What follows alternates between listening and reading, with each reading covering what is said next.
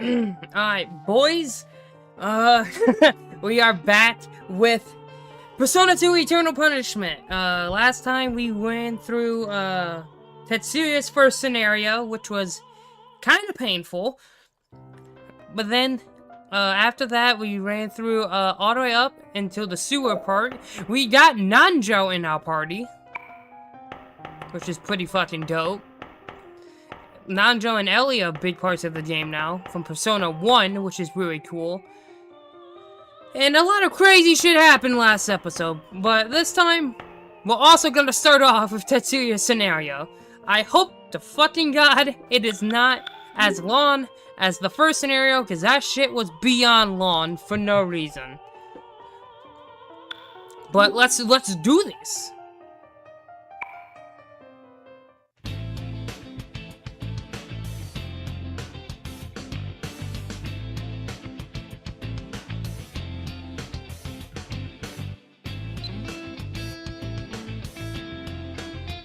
That's definitely Tetsuya's voice. Unbelievable. How can this be?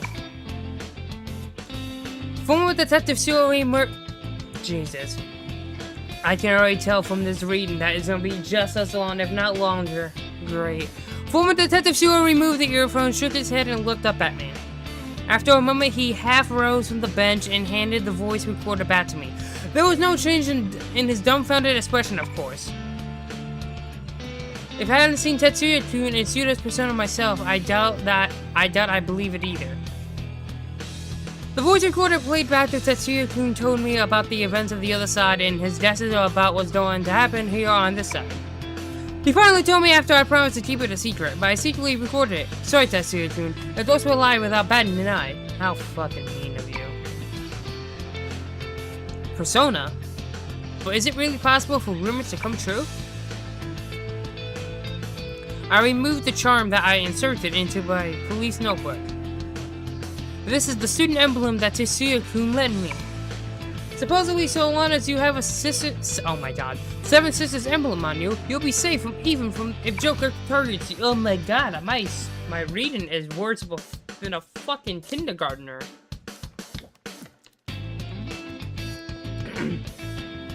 Okay. It's been a hot topic among the kids lately, and in truth, Sudaro hasn't appeared before me ever since.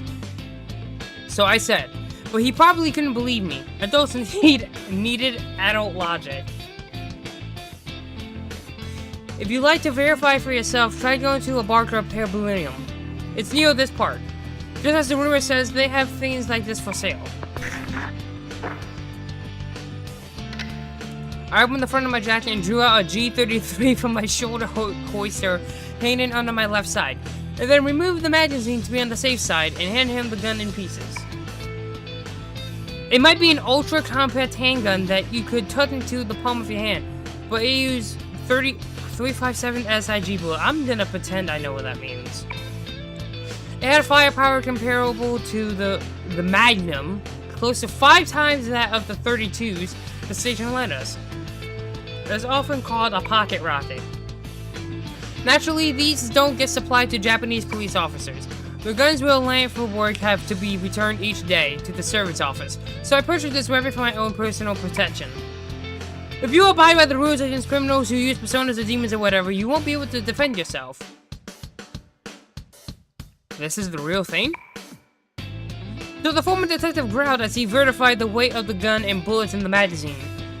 Said the rounds aren't the so-called full metal jackets, which are the full penetration ammo allowed for use of the P230 JPs and the new Nimbus. Yeah, great. These are the jacket hollow points which disposed the lead on the tip and had a pit in the center. They were the warheads meant to stop a person stone dead. The penetrative power fell short compared to the FMJ. I don't care! Okay, it fell short of the FMJs, but when it came to dealing damage to soft targets like human bodies, they were far superior. That's lovely. This is because the lead mushroomed at the moment of impact. It efficiently delivered a shot that caused a massive blood loss. That is great, I guess. As a result, their use was prohibited prohibited in international warfare per the Hague Convention. I heard it's because they wanted to deem inhumane due to the unnecessary suffering they caused. Apparently this was such a thing in this world as human warfare. Black stars and Makarovs aren't something you can get your hands on at the moment's notice. Even using black market routes from the mainland, the Philippines, and Russia. I don't know how it works precisely, but I can only conclude that the rumors have become true. Put that away right now. Okay, Jesus.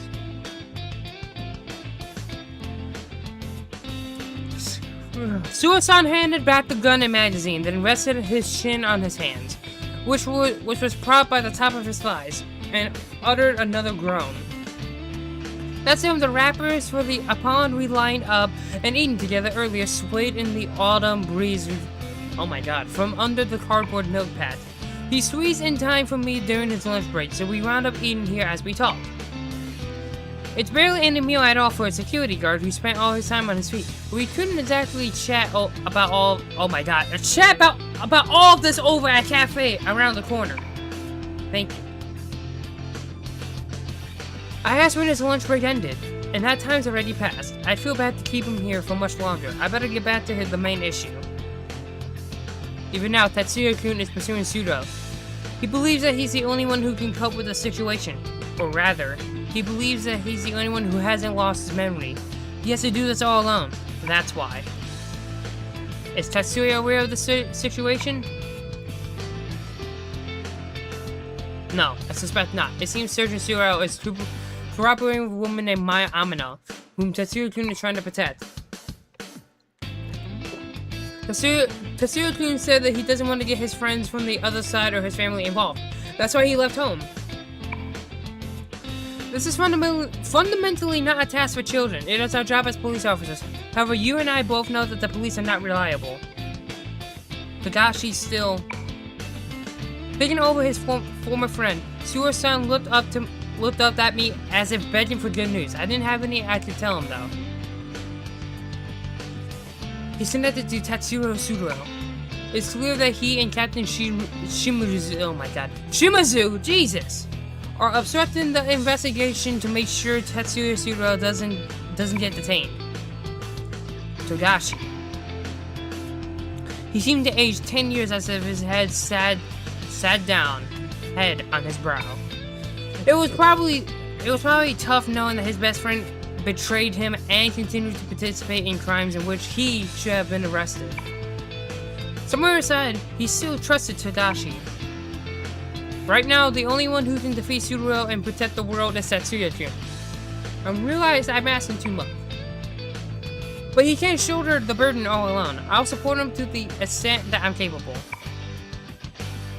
Tetsuya-kun needs the help of adults who know what's really happening. We first met at the Zodiac Club during its remodeling. After hearing about the inevitability of Takeri's death and the secrets of the world, I forced Tetsuya-kun to make a deal with me. I provided him with a place to stay and information on the Sudoro investigation. In return, he made sure Sudoro dies and stays dead. Oh, wow. Most likely, no matter how things go, Tetsuya-kun will eventually have to settle things with Sudoro regardless. Legally speaking, there might be room to assert that with legitimate self-defense. However, that doesn't change the fact that he's hurting and killing someone. No matter how evil that someone may be, the fact that he's ending their life will leave an indelible scar on Tetsuya-kun's heart. But it's not all his fault. I'm the one who requested Sudoro's death. I don't care if it's... Wait, what? I don't care if it's just a consolation? What the fuck? I can't read today. It might be enough to allow him to forgive himself. Could you possibly let Tetsuya-kun do as he wills? Suo-san stand up, and then the shade of anguish fading from his eyes. It seemed he made a decision to watch over his son, who was trying to oppose a cruel fate. Understood. I feel at ease knowing that he's in your care. I'll talk to my wife and withdraw the missing persons report. Thank you very much. Oh boy. I bowed my head gratefully from the bottom of my heart. He was basically telling me he was giving me his son's life, which I couldn't have complained if he shot me instead. But with this, it should get a little easier for Tetsuya-kun to make his move. Even at the best of times, he stands out. So long as he's moving around in this city, it'd be better to remove any unnecessary hurdles as possible. I never dreamed that I'd get mixed up in something like this. Is this what you call fate? I'd meant to do this for their sake, but ultimately I ended up pushing my failure onto my sons. I'm truly sorry to you too, Shiori-san. Jesus, man. I capitalized to Tetsuyo's threats and to protect my family. Thanks to that, you're now in this position. Suo-san and me, Chief Tadashi, and Subaru-san, the head of the investigation, and the kids who created this side. And finally, the woman who holds the fate of the world, Maya Amino. Wait, what? Finally, the woman who holds the fate of the world? Maya? She holds the fate of the world? That's interesting.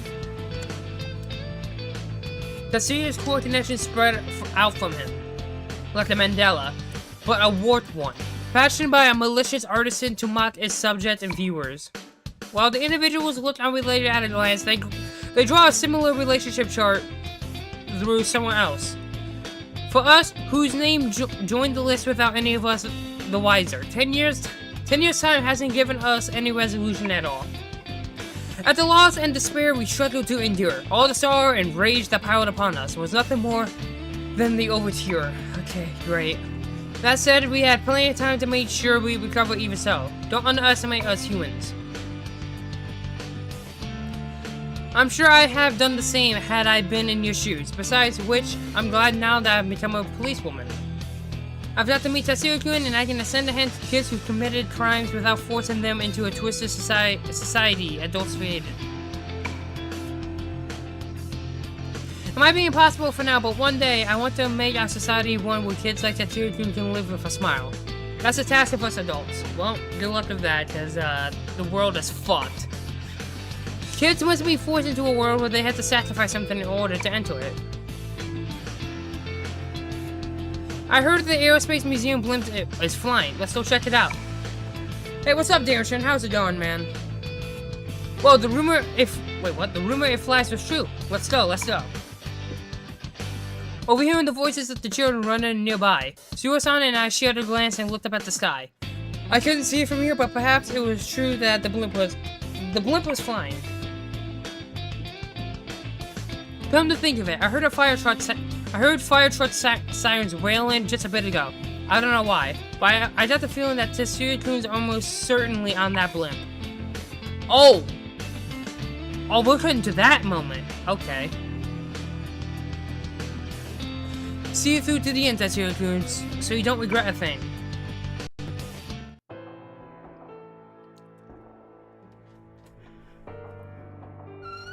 Oh, that's good, Darren. That's pretty dope. I'm glad you were able to figure that out. Tetsuya, I'm home! I knew there wouldn't be a response. At this hour, Shiori-san should still be at work. It still feels like I'm barging in here, but if I treated it as anything but home, she'd get mad. I hopped into the bathroom and took a shower with my motorcycle leather still on. It was already soaked with loads of salt water. Oh my god. Oh yeah, that's when they fucking jumped out the plane. It's quicker to wash off the salt this way. Tetsuya Sudro is dead, but I don't think this is the end. Maya Ni hadn't given up. It seemed like all of them, my brother Ulala-san and that other guy, were chasing me and Sudro down. I'm still... Oh, that sucks. But at least you got the save. That's cool. But yeah, that does suck that you're far away from that. That does suck.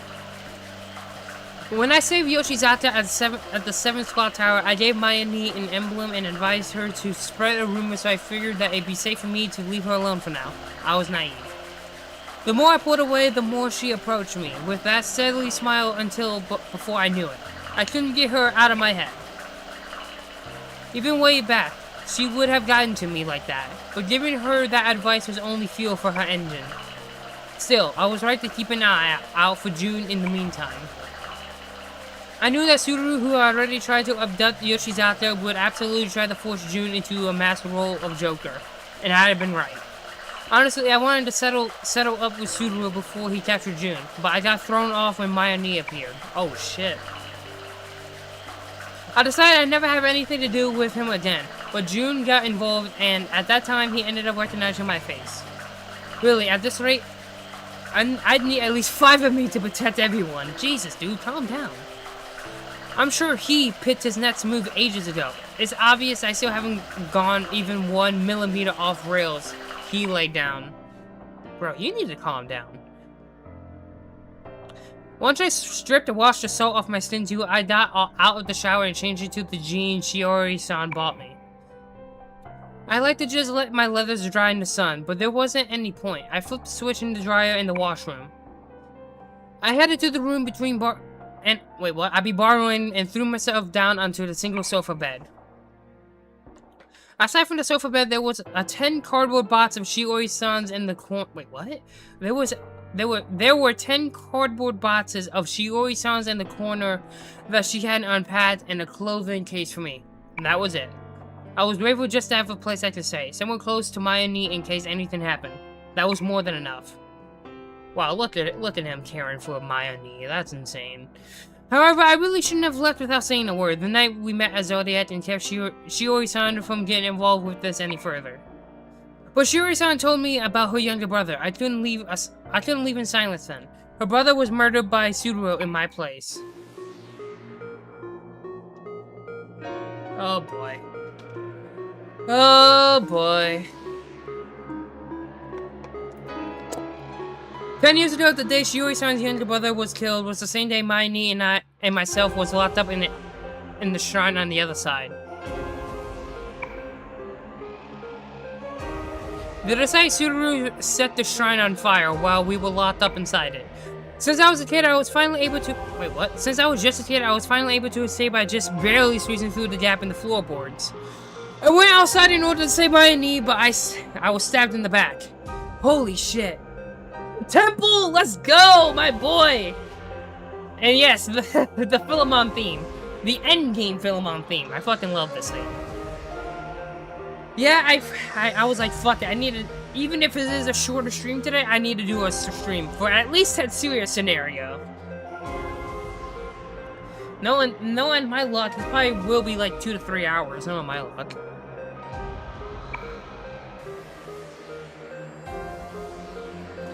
Oh, man. Dude, if Persona 6 has Philemon's theme... Dude, if Philemon's theme starts playing, I'm gonna be like, holy shit! Yeah, this theme goes hard. Persona 2 might not be my favorite soundtrack, but it does have bangers, though. But to be fair, like, every Persona game has good-ass music, so, like, even if, like, for example, if one is your least favorite, who fucking cares? It has good music. Oh boy, that's when I went to my Persona and burned Sudaro's face. Sudaro thought that Maya Ni had done that, so that's why he stalked her. But when we lost to him in order to recreate a world where Maya Ni lived, we changed history a little bit and some things were erased so they never happened. On this side, we all never met 10 years ago, so Sudaro also never stabbed me. You feel that whole Shiori-san's little brother was killed. I understand why. It was a present. Wait, what? It was a present from him. Showing me what happens when we change history. When he refers to him, is he talking about Gnarly? Damn it, you fucking bastard!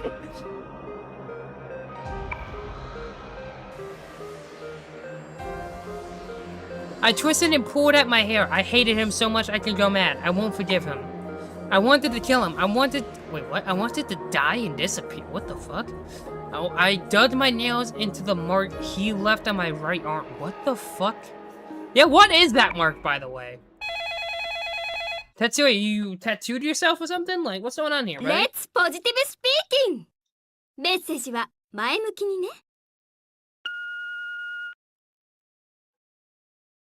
What was that?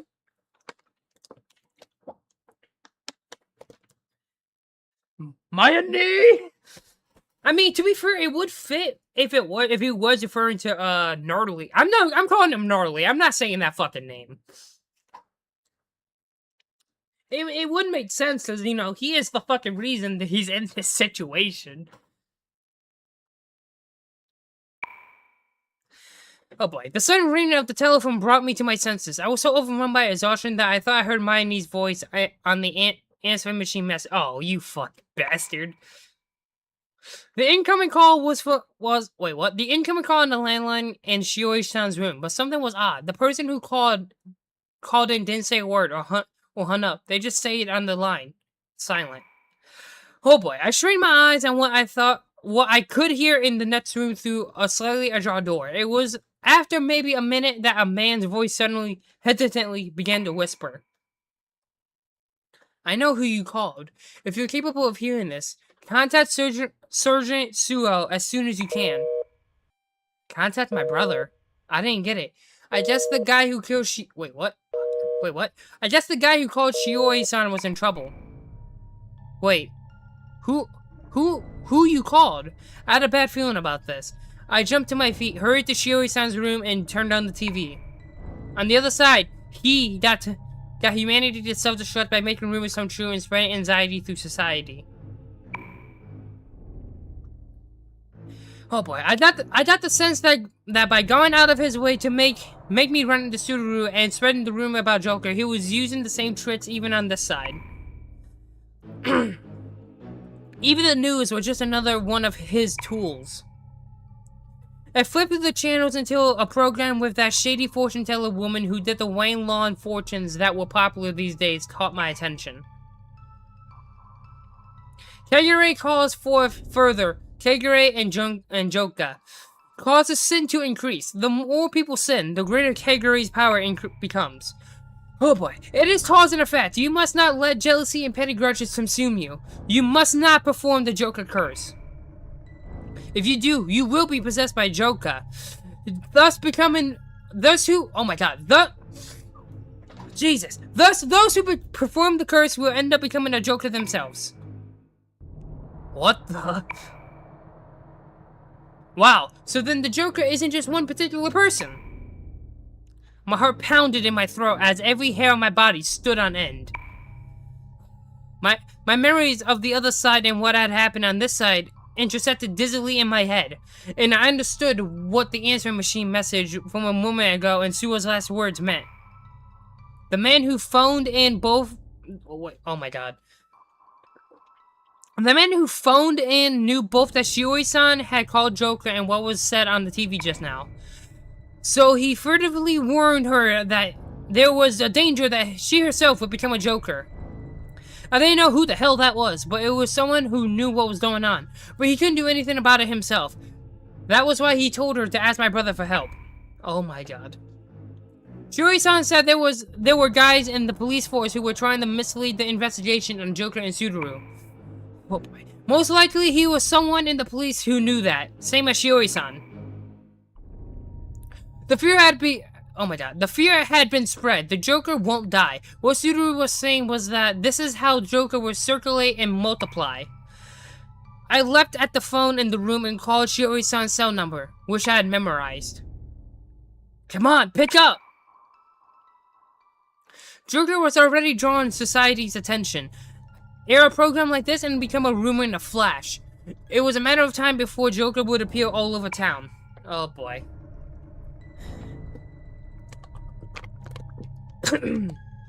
Respectable people would just laugh off a program like this. But what happens if the rumor fortune teller says something true?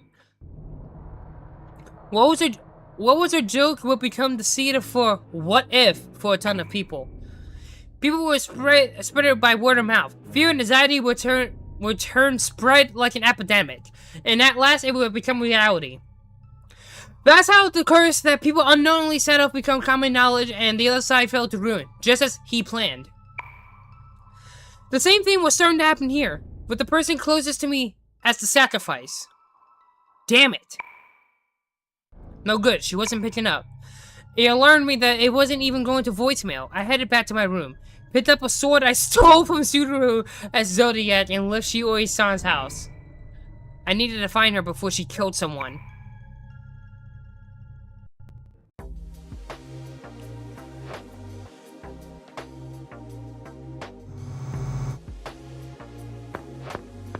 Oh, we're already over here? Mayani, you still haven't given up? When I jumped the security fence and reached what looked like the security room for the research lab, I found the security guards had already been overcome and the alarms and monitors cut. No wonder it was so easy for me to sneak in. Or maybe you're just a Chad. I found 3 warped coins on the floor next to the security guards collapsed in the front of the door. Oh, that was fucking Baofu then. Yeah, because motherfucker kills people with coins. That's some shit like... I don't know why, I just instantly thought of fucking Hisoka from Hunter x Hunter when he kills that dude with the fucking, cards. But instead of cards, this motherfucker uses coins. Here, coin! The ultimate weapon! Okay, there was only one person who could take out a gun-toting enemies with something like that. Baofu, that shady old man. At least Tetsuya knows he's shady. Which meant Mayani and my brother were here too. They were probably a step ahead of me and got wind that the kidnapped Joker users were dragged here. This was gonna be a pain. 2 full days had passed since I left Shiori-san's place and tracked the rumors to this place. Damn! 2 full days? In that time, Shiori-san hadn't returned home or to the police station. There was no mistake. His underlings had kidnapped her. Oh shit. Oh wait, is she one of those experiments that they were using? Nah. All over town, people who used the Joker curse have been turned into Joker users, and for some reason getting kidnapped just as quickly as some unknown party. I needed to simultaneously rescue Shiori-san, Mayani, and the others, and figure out who the guys that hunted down Joker users really were. They were the pawns he was using, in place of the mass circle. I knocked all 3 tests at once. If possible, I wanted to get my hands on the information between... Wait, what? I wanted to get my hands on the information here before Mayani and the others did, and then erase my tracks so they wouldn't get any deeper than they already had. Could I do it? No.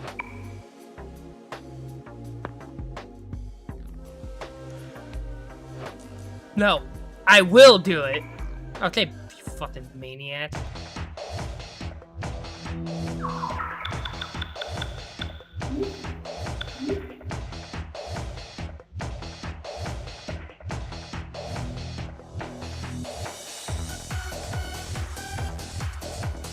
Oh boy, now I can actually play the game.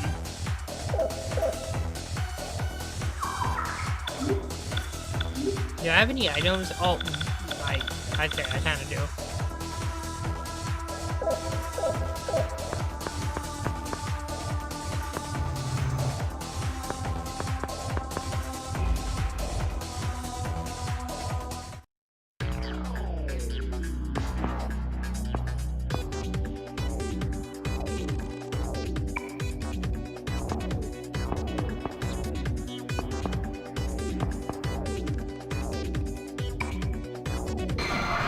Oh god.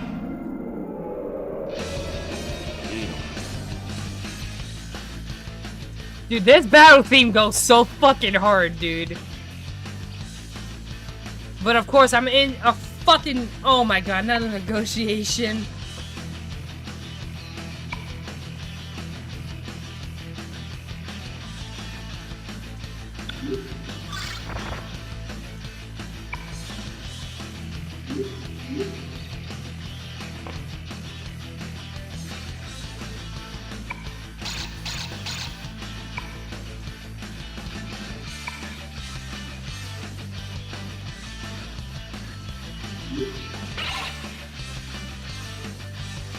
Well, fuck you then. Don't you dare laugh at my name, you bastard.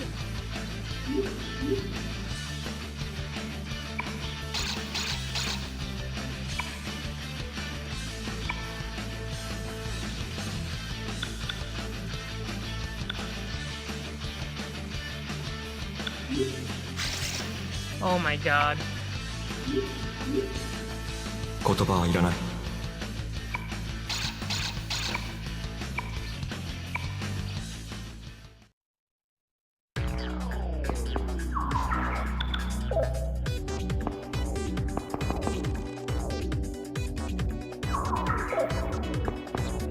Oh boy. Is it the same area that I need, like, that I went with Maya? That made no sense. Am I going to the same area that Maya went to, or am I going to a completely different area?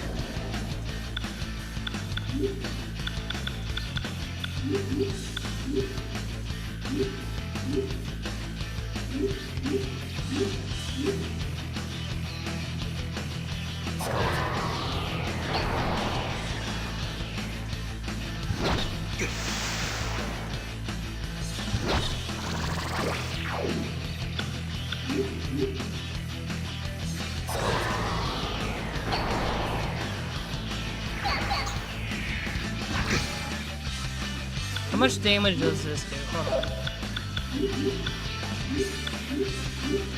Oh no, that just blocked. Okay.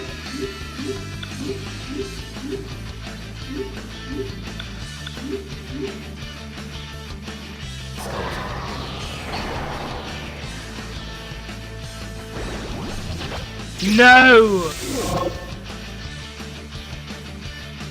Okay, good.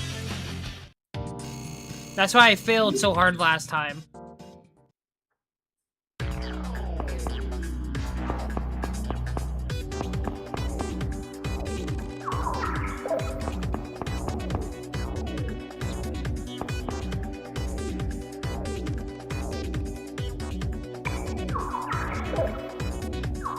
Do I have a stoma on me? Well, even if I did, I couldn't use them. Okay. Because for some reason I can't use stills.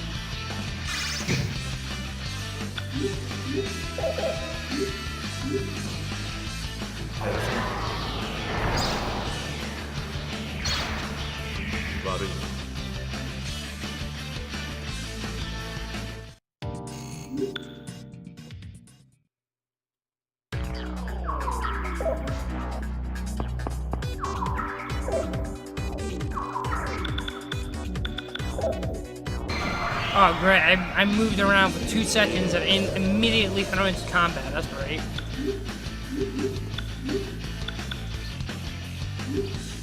Oh, no, no, no. Don't do that. Because they block it. That's fucking lovely.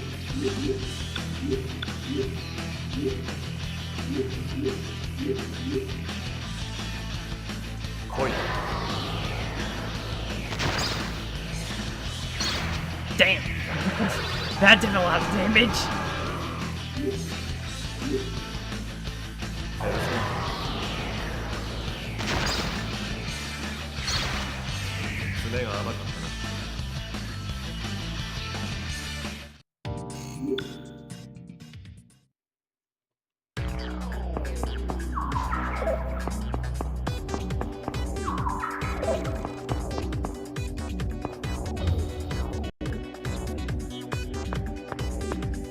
Oh shit!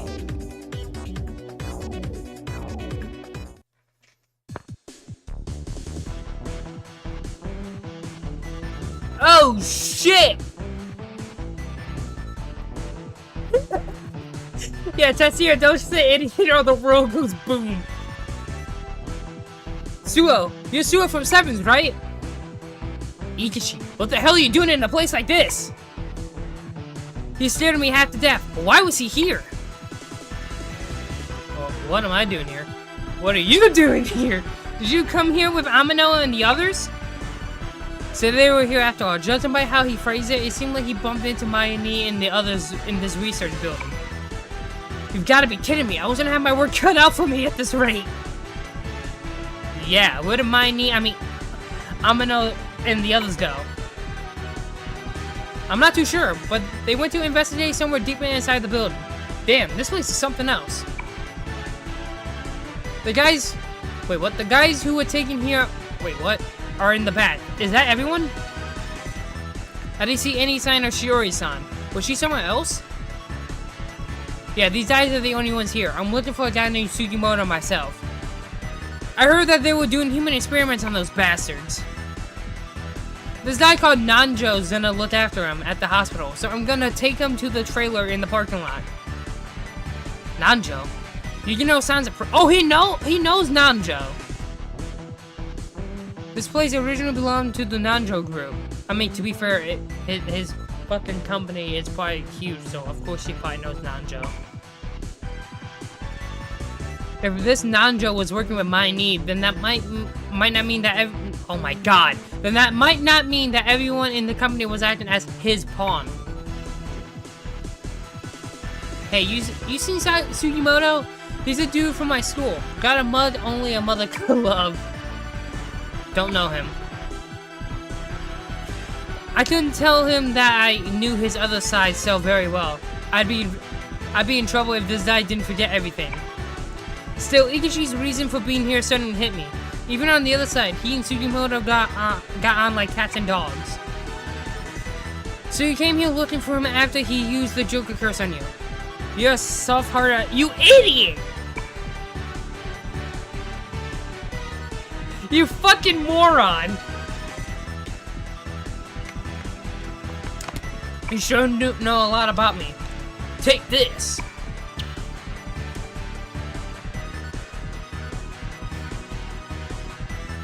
Does he just have those badges lying around in his pocket? Like, does he just have an infinite number of badges? I threw him a badge with the Seven's emblem depicted on it. Ikishi caught it and stared at it blankly. It should still be effective against Joker users. The hell is this? Don't tell me you buy that rumor too. Shut up and take it. I'll take you through as far as the parking lot. Follow me.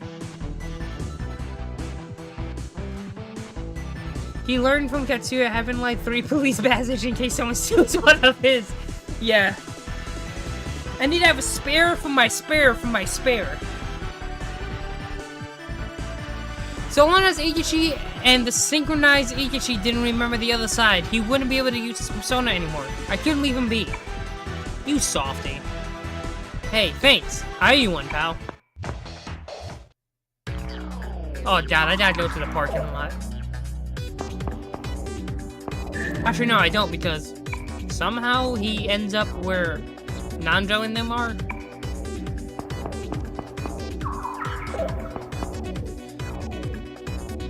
I'm sorry that we didn't have enough budget for Choi making the voice you again. Yeah, that is a shame. I would have loved to hear him be like, let's go, let's go, everybody.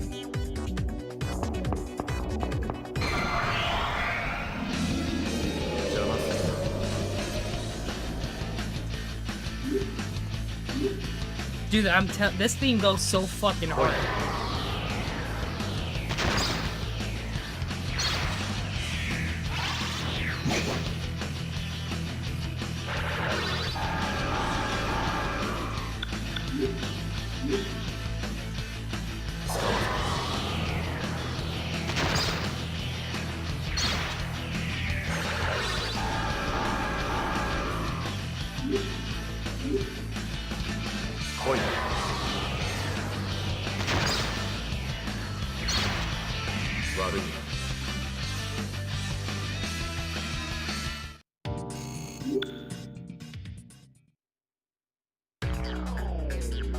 He is running low on SP. The thing about this game that both versions of 2 that I fucking hate is SP management. Like I don't know how they fucked it up so bad. Like you would think that like the more you play the game, like you know, like you wouldn't think that the more you play the game, the worse SP management would be. You know what I'm saying? It makes no fucking sense how they decide to handle it in these games.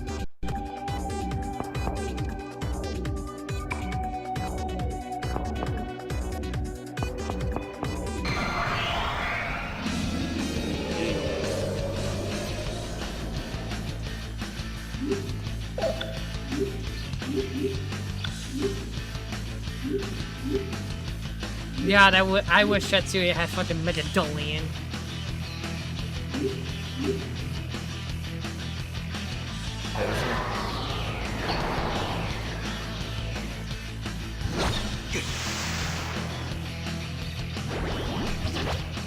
I swear to God, if you possess me, I'm going to lose my mind.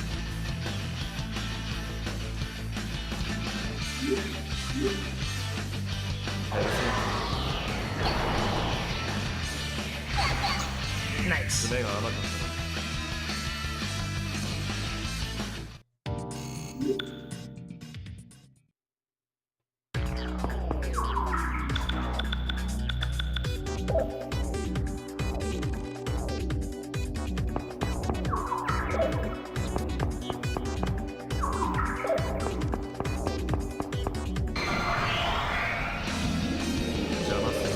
Oh man, I've thought about it, but is Tetsuya running up for your favorite Persona protag yet? I don't know. Right now, I don't know. That's hard. Okay, obviously Joker is still my number one. Funny enough, I literally bought another Joker figure the other day when I was out and about with my buddies. But Joker is still my number one. Then that's where it gets hard because all of them are pretty much so fucking good. 差がありすぎるんだ。悪く思うな。 Then I would probably have to say you, because you is just so fucking. He's too much of a Chad. But dude, I don't know though, because like Makoto's arc is too good, man. Makoto and Tetsuya's arcs are like really good, but like you is just too Chadly. Dude, I can't. I'm gonna be honest. I don't know if I can pick. Yeah, for me, it'd be Tetsuya, Makoto, then Maya when it comes to time. That's fair. That's fair.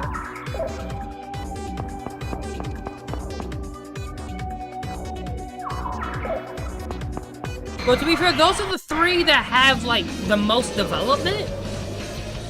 It also depends if we treat... I personally don't really like to treat Aigis as a protag too much. Even though the answer is a thing. I don't know, it's just like...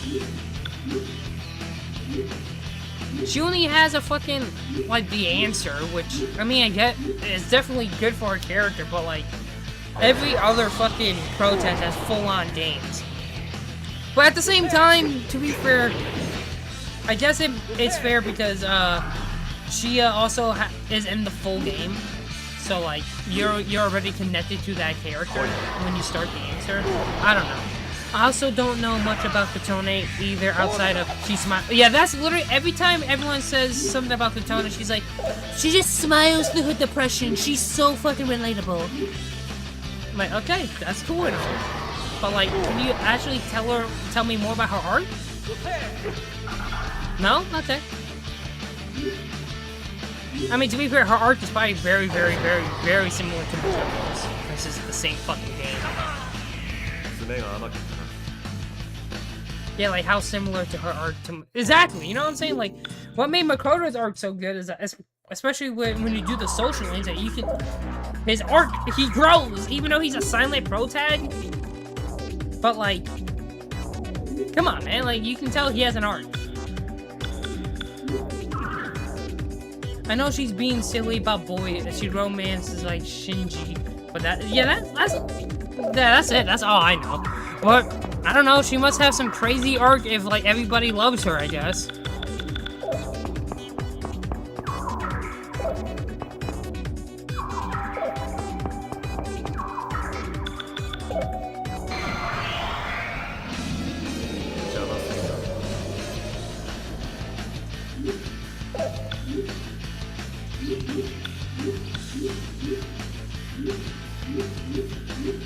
Oh man. Okay, if I had...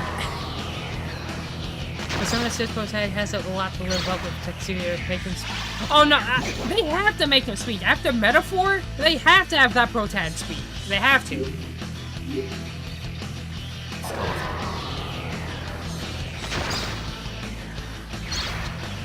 悪い。 I don't know, man. It's hard to rank these pro tags, man.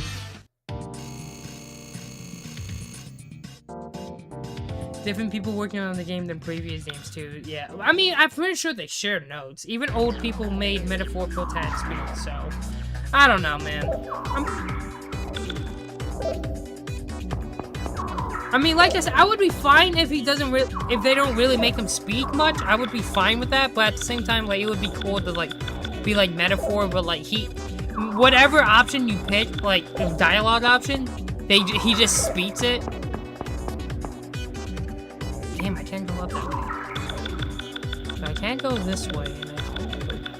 So I do have to go upstairs. Okay. Okay, here's my final ranking. Joker is number 1. Then probably you.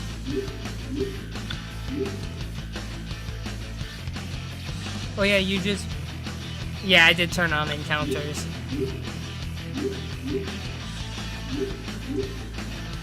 Then probably you. Then this is where things get tough. Then I'm saying Makoto. I'm sorry. That motherfucker, that man's arc in that ending, fucking, that shit broke me when I played that game.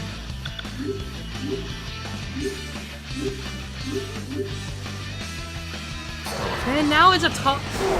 I don't know. Do I like Maya or Tetsuya more?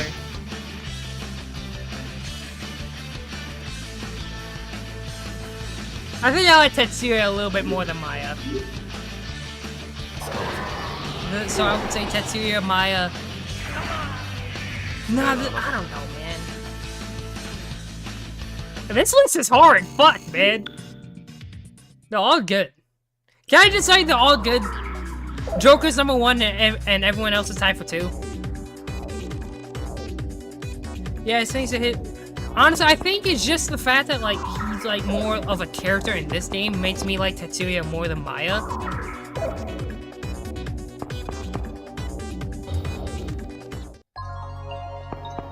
And plus, Drip.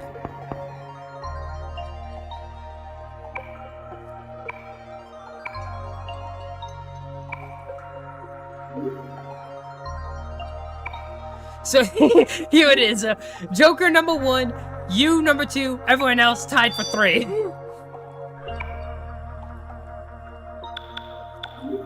Yeah, I'm not sure why self-insert Maya here, especially since you can't really romance anyone in this game. Yeah, that is weird.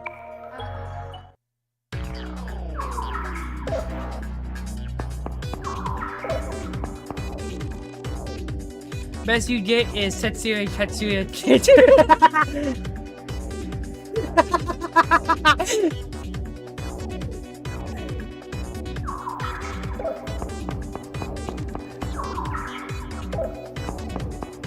Yeah.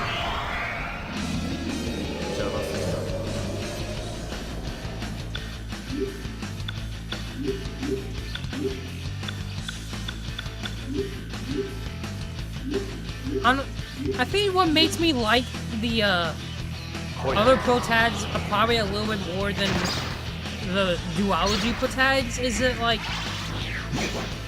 yes, the duology pro tags like actually speak, and especially Tetsuya, he has an arc in the game, but like with the modern games, you feel like you spend more time with them, and you yes, they are self-inserts, but like you kind of grow with them when you spend more time with people doing the social links. So by the time you finish the game, you feel more connected to them. But at the same time, Tetsuya is so fucking cool.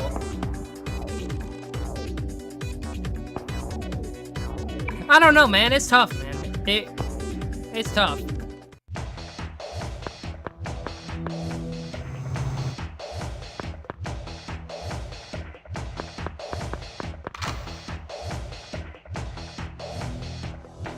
I thought something weird was going on. So you're the intruder. I made Ikishi wait outside, headed into the security control room and walked into a face full of guns. I didn't figure the security guards had noticed me. I guess they come from another floor to check things out. What? A kid? Where the hell did you? I was no- okay. I was no hero. I didn't need to wait for them to finish the I didn't need to wait for them to finish their lines. I'm 19 and Tetsuya out here being 18, pulling off all this fictional shit. All this shit. Well, shit, when I was fucking 18, I was a fucking loser sitting in my mom's basement. I mean, to be fair, nothing really changed.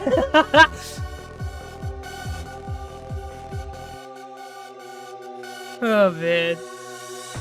All the fucking anime in the games have the fucking, like, these teenagers at 18-year-olds be these badasses, but in reality... fucking... we're just losers. And nothing wrong with it in your parents' basement. Oh, man. It's funny because it's a running joke with me and my buddies at work. Like, you guys, he's like, you actually are a basement dweller. I'm like, fuck you, man. Oh, man. Yeah, guys. But I promise you, I am no Discord mod. I'm not anywhere near that level. I might live in a basement, but I'm not that fucking bad.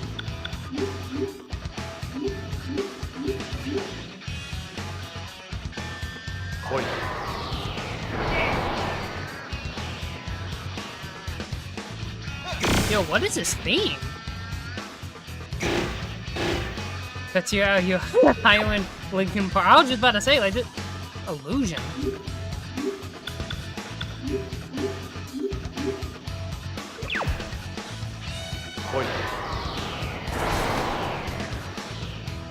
Oh, great.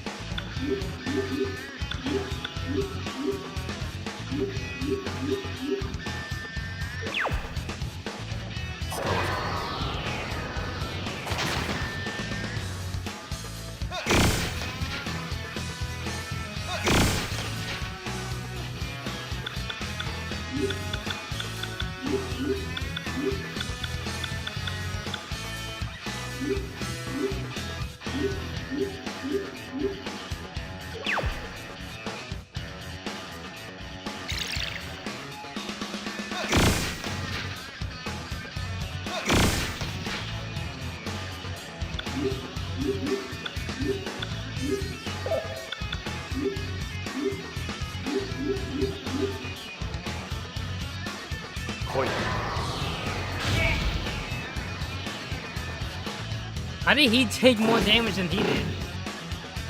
The hell was that? Oh. I was thinking, after each of these games that I complete, I was thinking of making videos, like, mini reviews after I complete them. Like, I don't know, like, is Persona 2 Duology worth it in 2026? I was thinking about it. They'll have videos in between, like, each fucking game I play. Like, when I get to 3, I'm like, hey, which version of 3 is the best? Like, typical YouTuber shit. But I don't know. If you guys if you're interested in that, let me know, and I'll probably do it. But the tier list is definitely coming. That is definitely a thing I am doing. I confirmed that there wasn't anyone else in the parking lot, then called to Ikichi. All clear, Ikichi. Move it. You hide with everyone inside, Ikichi. Don't close the door all the way. You'll suffocate to death. What the hell?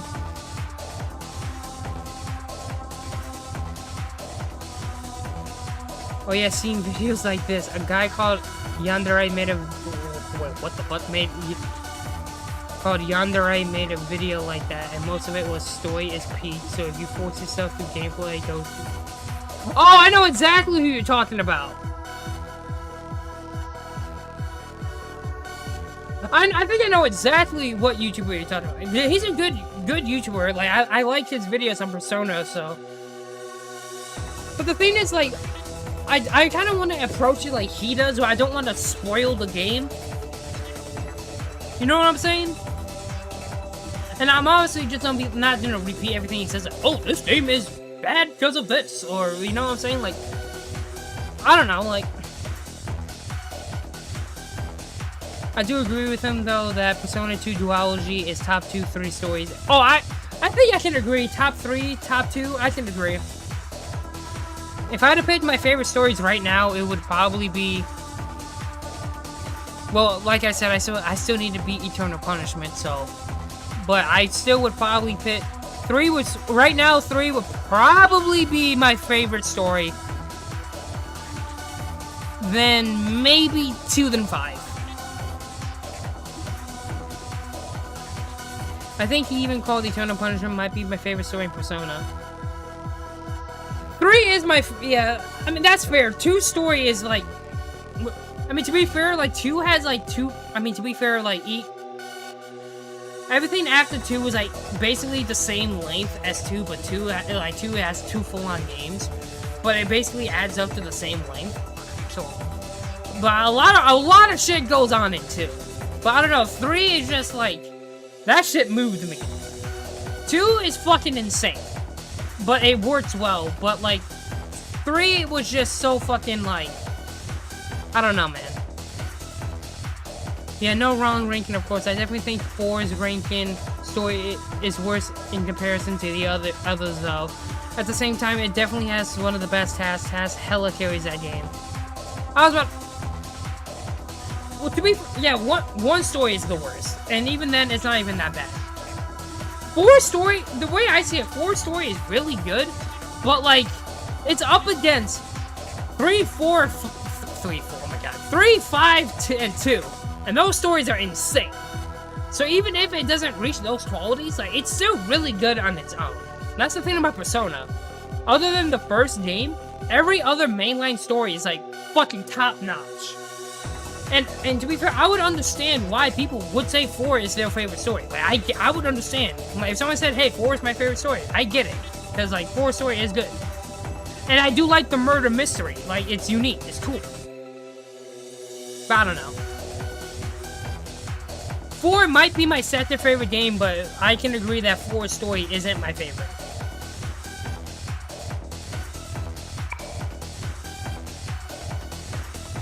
Like, if I had to, like, rank the story, like if I had to give it a rating, it would be, like, an 8 out of 10.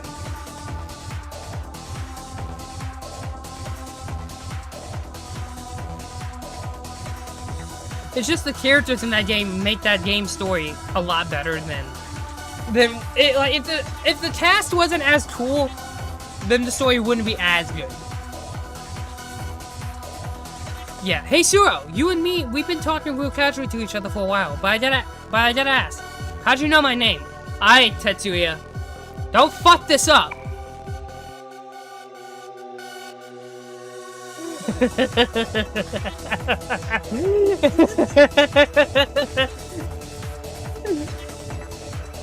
Who doesn't know the Undi boss of Cuss High?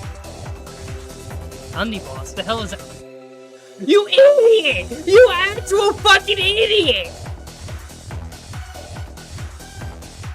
I thought in this world he was still the underboss. He says something funny with an expression. Yeah. That's what makes it funny. I messed up. Yeah, of course you fucking messed up, you lobotomite. Why did you do that? Oh, fucking Tetsuya, get a hold of yourself, man. I know that's your best friend, damn near. And like, you can't really, he doesn't really know you and it hurts you deep inside, but get over it! Fuck you, man. I messed up. It looks like he never had that nickname on this side. I couldn't talk to him any further than this. Whatever. Just watch over these guys. I mean, Amino, Sun, and the others will be out soon. Hey, what are you gonna do?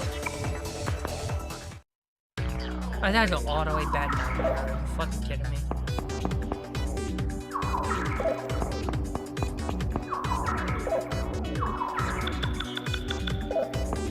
At least there's more gameplay in this scenario than the previous scenario. That's something, I guess. If the gameplay was good, that'd be really cool. But like, it's Persona 2.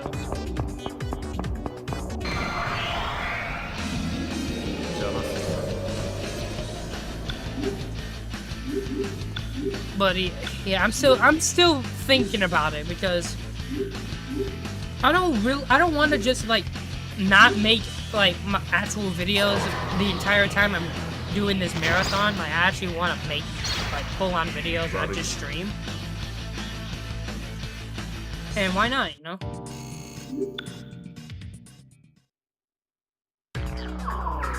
Like, it wouldn't be my typical reviews, like, well, actually, like, I don't know, like, maybe, like, shorter, like 10, I mean, my reviews are kind of like 10 minutes, but, I know, like, going into, like, yeah, this game, I don't know, I'm still thinking about it. I know the 3, if I do end up doing it, the video about 3 is gonna be kind of wild. Because, what I plan to do is compare all 3 versions of 3. Best, portable, and reload. And see which version is the best. But, I don't know.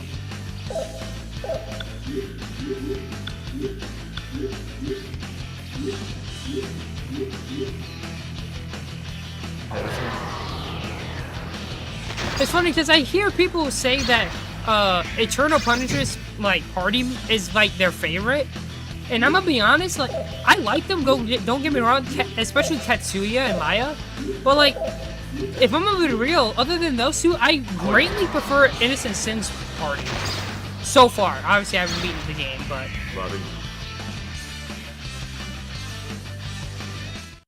I don't know if that's a hot take or not, but because I hear a lot of people say that Eternal Punishment's party is their favorite. Or like top 5 or whatever, but I don't know. I prefer Innocent Sins over Eternal Punishment's party.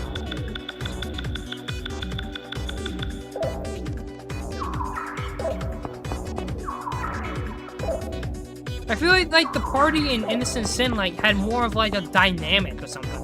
Don't get me wrong. Like I said, it's still cool. Like Ulala with You mean which game's party or which game's story do you like more? Wait, what? No, just party members. Not story.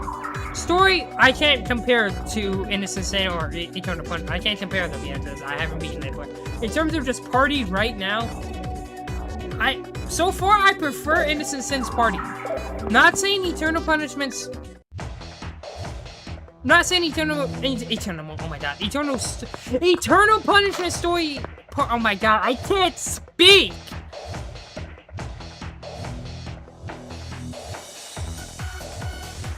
I mean, Tetsuya, and it's fucking amazing. I love Tetsuya in this game.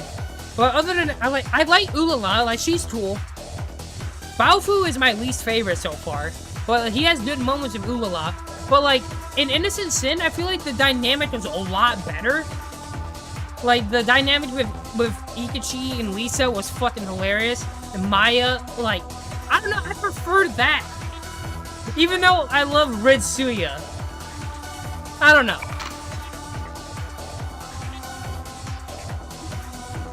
I was in a bad mood over Ikachi. Sorry guys, but I'm gonna take you out. I feel like Baofu might grow on you. I didn't know what I thought of him at the beginning either, will. Yeah, we'll see. Like I said, this is still me playing through the game. And like I said, I still like this party. Like, don't get, like, he still has funny moments, but I don't know. Like, he's still, so far, he's like my least favorite party member in this game.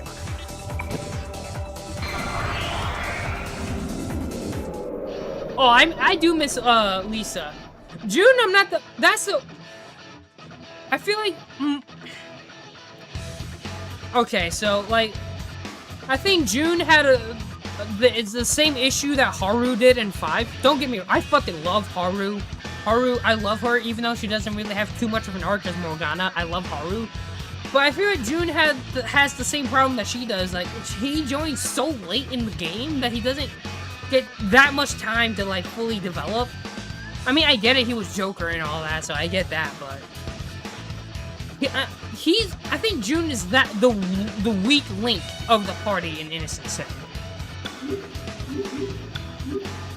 But I don't hate him. Don't get me wrong. I don't hate him. Like, but I don't love him either. Like, he's just like there. But that's just me.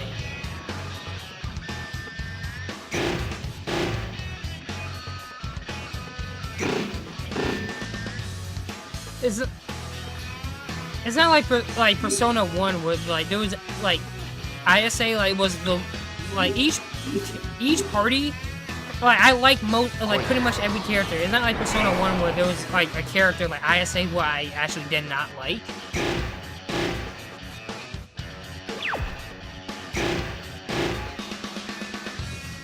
But I don't know, June was definitely my least favorite party member in that game.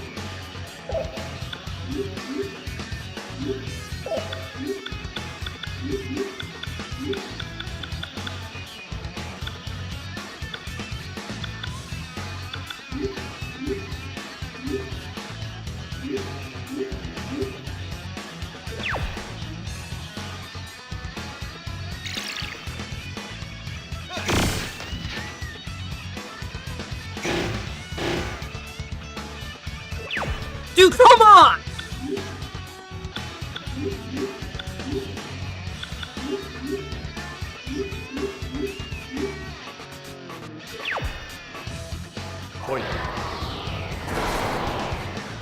God damn it!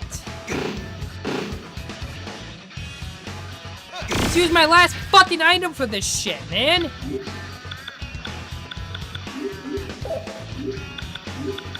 Now I can't even fucking heal him.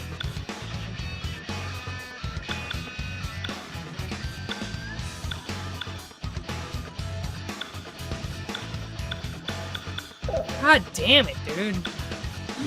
Now I'm fucked because this fucking game, you can't fucking recover from fucking ailments over time. No, you're just fucked if you don't have an item to heal you.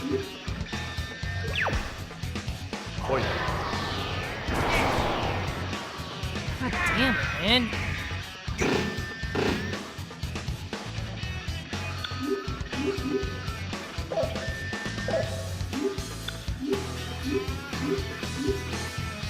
And that's why the 2 duology isn't my favorite games, because like the fucking gameplay is so fucking annoying. God damn it, man. This game needs a fucking remake. Alice, get off your fucking ass and do it.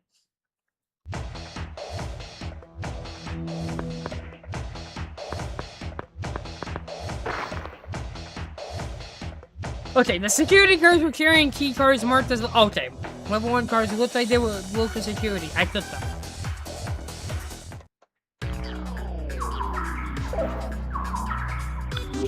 Jesus, man. Oh, thank God. They actually fucking healed me, thank God. It wasn't stupid-ass possession with... Thank God. Thank fucking God. Yeah, that's why I hated this first scenario so much, because I was possessed the whole time and I didn't have any fucking items. And they didn't heal. That's still fucking stupid.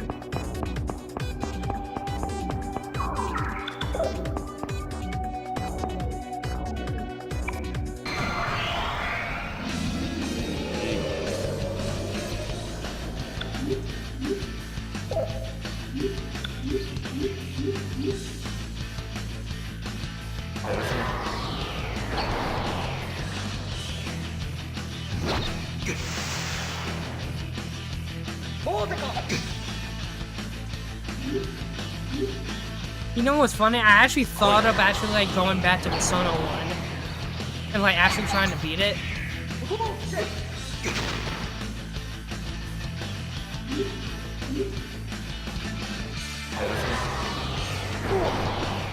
But I don't know, Persona 1's gameplay is too fucking...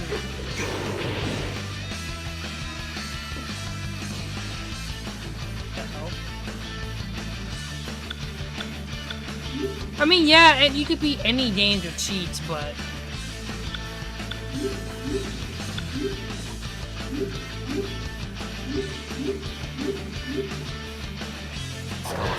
I don't know, man. It's Persona 1, man. 悪い。 It's hard to fucking play that game. At least with this, like, I have a really good story ahead of me, so I could kind of set the gameplay aside. With 1, yeah, the story's okay, but the gameplay fucking, it's not that good.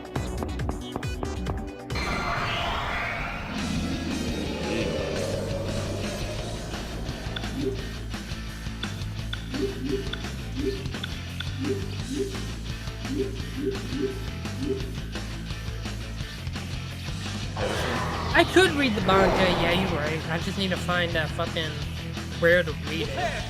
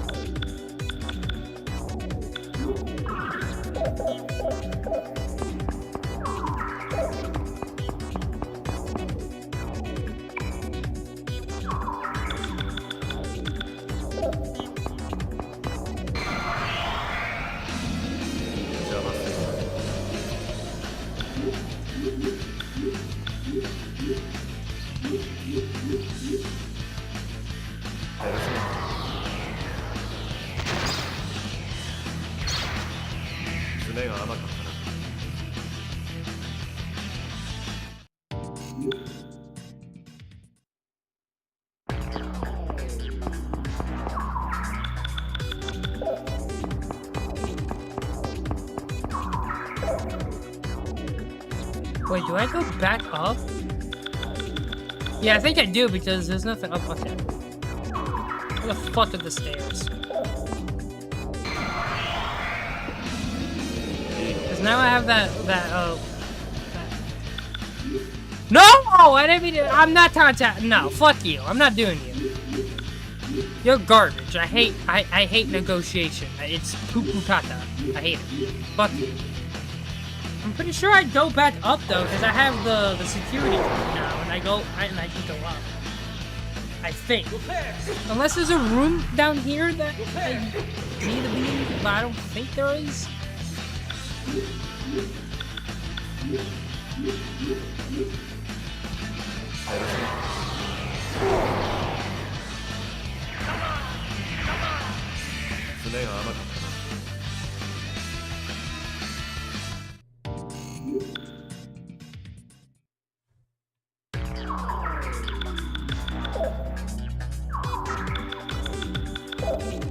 I'm gonna try to go back upstairs.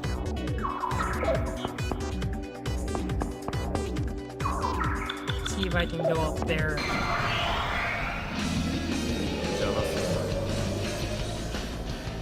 Oh my god! Oh, yay, great. Yeah, it is fucking frequent. It's getting annoying. This is starting to turn into Persona 1. Because literally in 1, I don't know if my luck was just that bad, but literally anytime I took, like, any step, it was an encounter.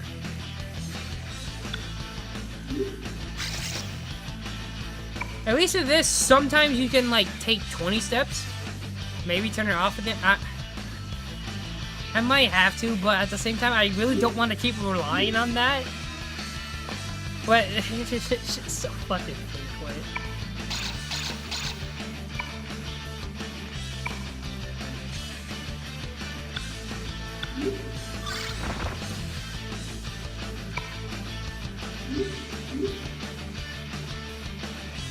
Ain't no way Tetsuya. Hey man, Tetsuya can rizz up anybody apparently.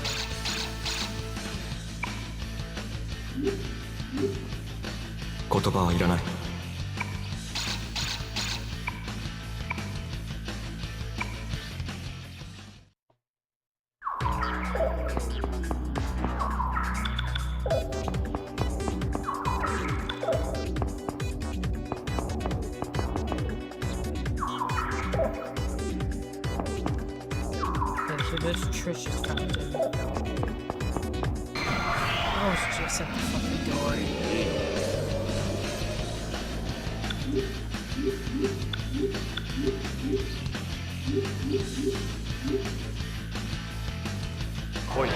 Man, on paper, I like the idea of fusion spells. I will say that, like, it's like a high risk, high reward. Like, if you fucked up, you can lose your fucking turns. But like in execution, they kind of suck because they're too OP. And like most of the time, you're not gonna have your turn interrupted. Fusion spells kind of come back in metaphor if you think about it. Yeah. Yeah, I forgot what they were called. It's been a while since I played Metaphor, but yeah, you're right when they basically do those team attacks.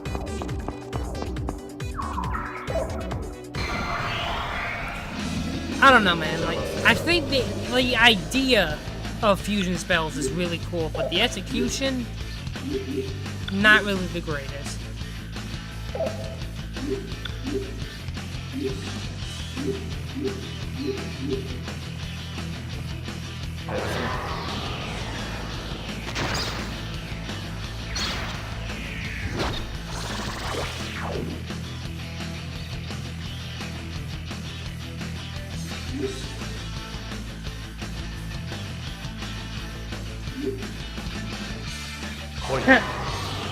Yeah, that's fine, I guess. Oh fuck, I forgot to switch my attack. Please, for the love of Christ, do not possess me.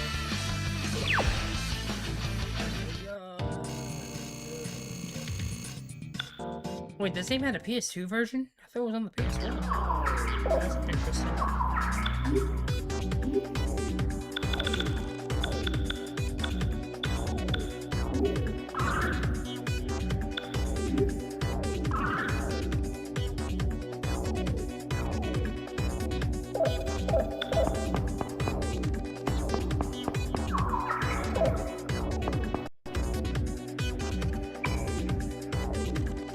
Where was the switch? Oh, there's a fuse box. Never mind.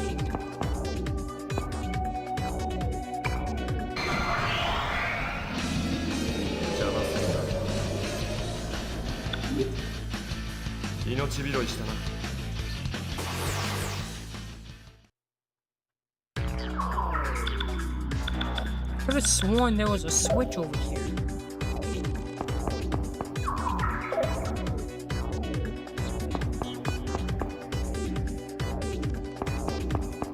Did I run past it? No, that's blocked. So I have to go back downstairs then.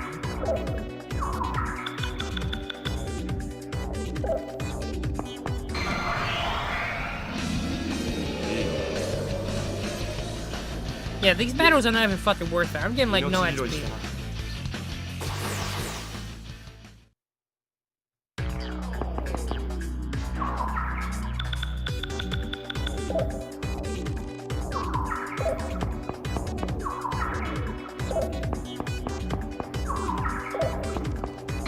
I could have sworn I saw like a door that required a key card.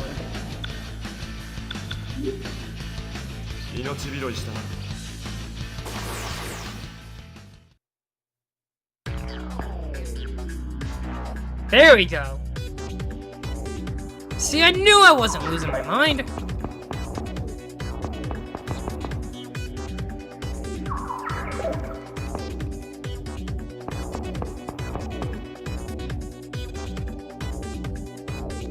But I thought you don't have a key card. I did, but I thought, like, I couldn't find the door. Fuck, man. I thought it's do the find, you know, the stupid switch bullshit. That's why I was. Oh my god.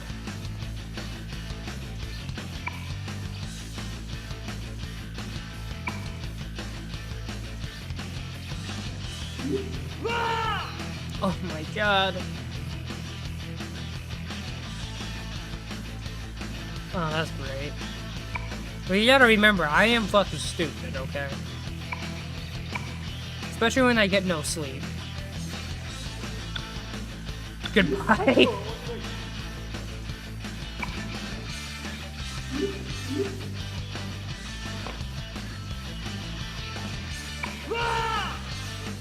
What's the fuck do I, what was the point? What's the point of negotiation if you're just gonna get pissed?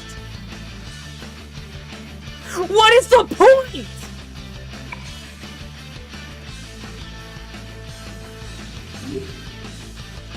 I'm fucked now. 言葉はいらない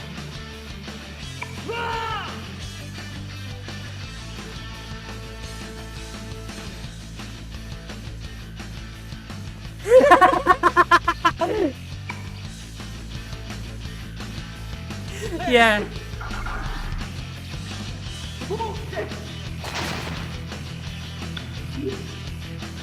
二度はない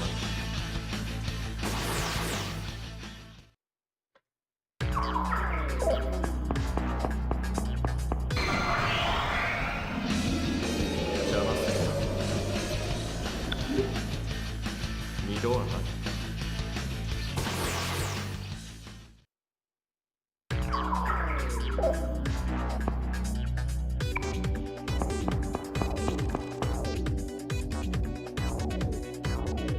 Yeah, I literally only made 5 steps, yep. Starting to turn into Persona 1 again.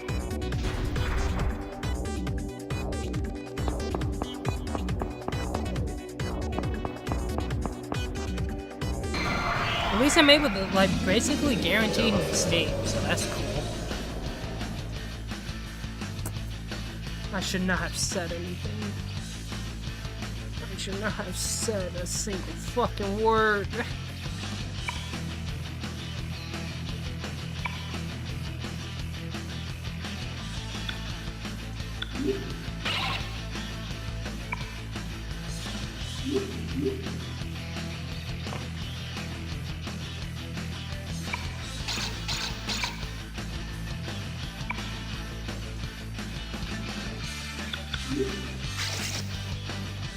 It's random every single fucking time.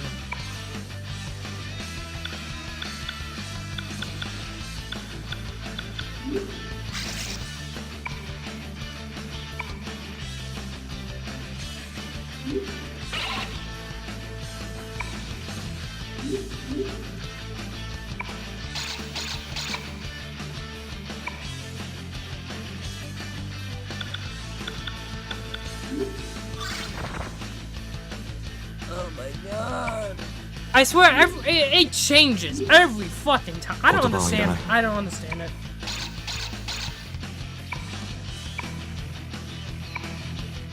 The people who talk shit about 5s in the negotiation clearly have not played this game.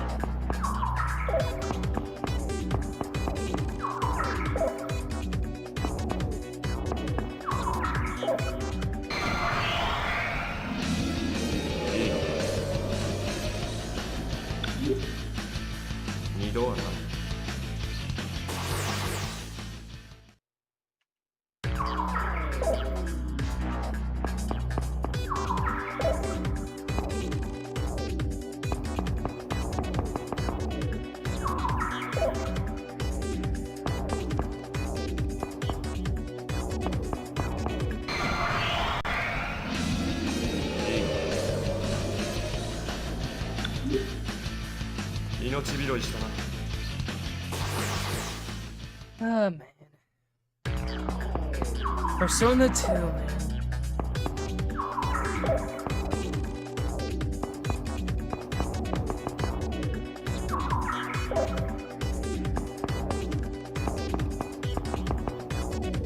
Okay, now I need to find a switch to turn on.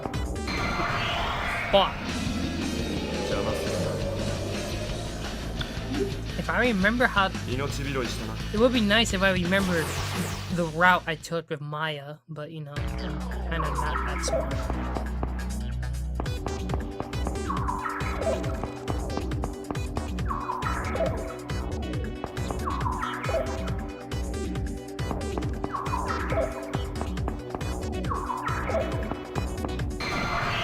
Okay, so I do have to go upstairs since that route was blocked because of that door.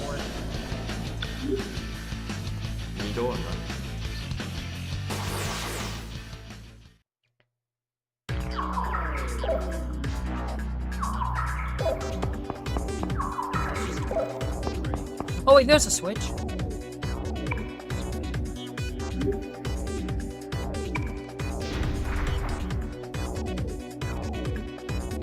I think this door is gonna be closed now. 邪魔するな。命拾いしたな。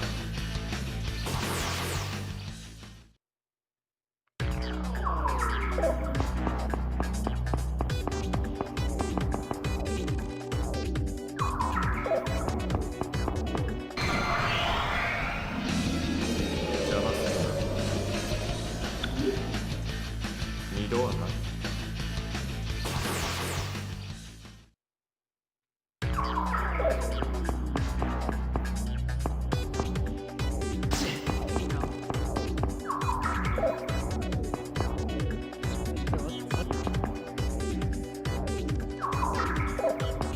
Oh, I think I see what I did here. I think.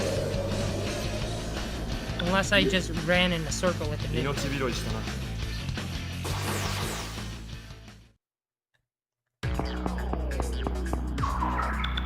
Actually, no, I didn't. I think it chose the right way.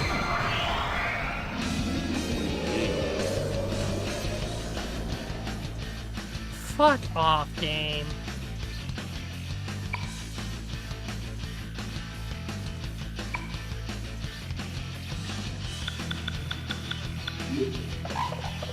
Wow, I actually got one right for once. Thank God.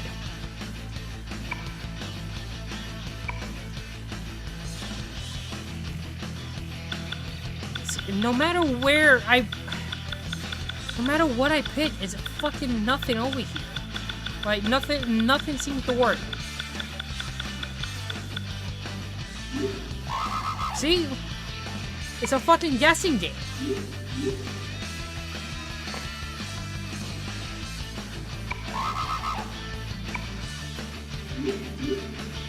言葉はいらない。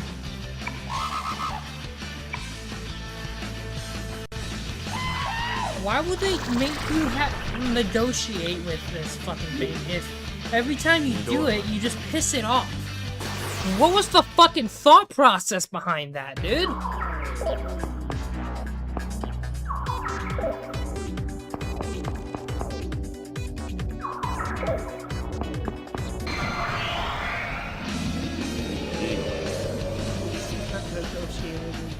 Fuck!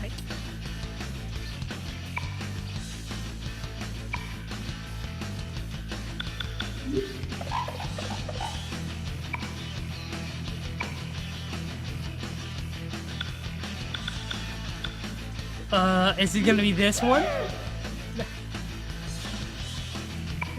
End this I'm trying, man. I'm trying to complete the fucking story, but the misery is not.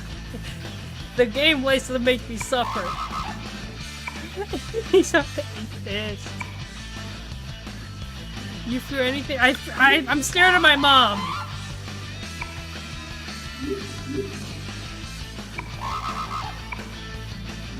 I'm trying, man. 言葉はいらない。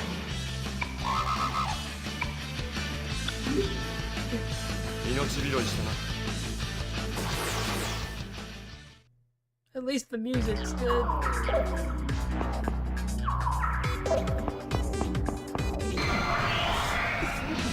Man! Why do you like talking so much? Dude, what is this, the third time in a row? And the same fucking... It's the same fucking one, I think!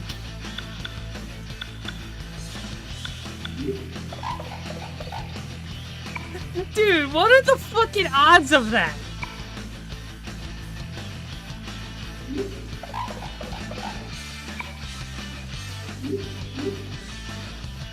Oh, I probably should.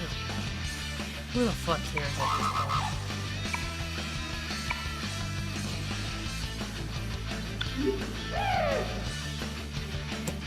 Okay, he didn't like that this time.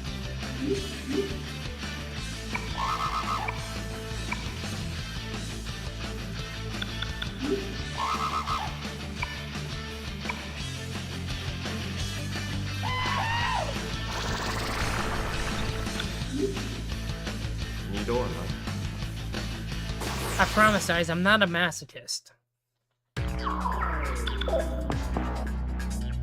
I just really question my sanity sometimes.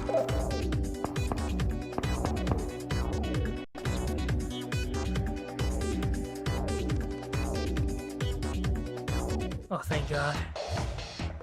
The security guards were smoking in front of the fence. They're bats to me. Not very professional. And you're one for professionalism. Hey, is it really an intruder? Yeah, I hear it's 2 young women, 3 men. Just leave it be. They probably meant my knee and the others. Again, why? Won't there be trouble if what's going on here got out? The hell would I know? But it's orders from Shinjo-sama. Shinjo? Never heard that name before. But it was clear he or she was more dangerous than these guys. Intentionally leaving intruders alone meant either they were confident they'd catch them in a trap or else they wouldn't get away. This kind of situation could get ugly real quick. Either way, it looked like I better hurry. I grabbed oh my God, I grabbed the key ring hidden from the older guy's belt. He taken out another cigarette. He was trying to light it. My lighter's out of gas. Hey kid, give me a light. The young guy nodded and started pawing at his pockets. What an idiot. Oh yeah, I forgot the boss fight in scenario might be pretty tough, so be careful with the escort. That's great. Hey, what's taking so long?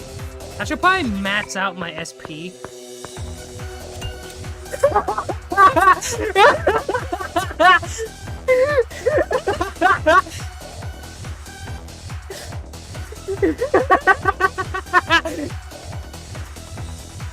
Hey, you want to light up my lighter? Oh, wait. I stretched out my left hand from behind and then held on my Zippo light. The only guy thinking he lit it up as a satisfying drag. I brought this thing because my hand felt empty without one. It surprisingly come in handy. Thanks, kid. Oh, here it is. Okay, here. Oh my God. Dude, oh my God. That was fucking amazing. Just as the younger one found his lair, he finally noticed me gaping in shock. Quick as a wink, I smashed my left elbow into the older guy's face and dropped him.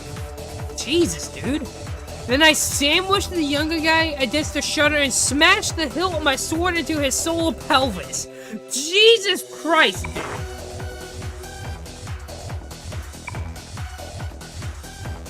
I saw the older man crumble on the ground from the corner of my eye. I went in easy on the younger one. He managed to keep on it to his feet, double over in pain, gasping for air. I grabbed him by the nape of the neck, slammed him into the fence, and unsheathed my sword. Just enough to expose the blade, which I pressed against his neck. Dude! I know we've got a long-haired female cop named Shiori Maishiro captured. Where is she? 4th floor, in the research lab. The elevator only has buttons for 3 floors. How do you go higher? The order you push the elevator buttons in. It's a security code, I heard. I don't know it. So the P4R got a Chinese... I mean, I would assume... I know there's a Chinese demo out.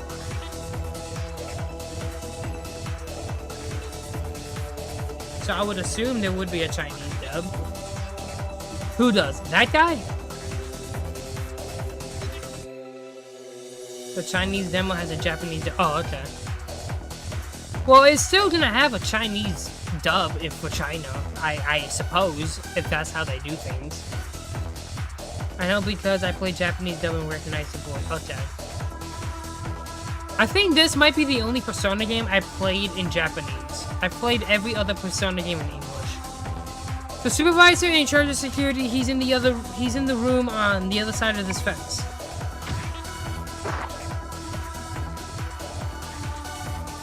Looks like I had to go by the elevator to get to the other side of the fence.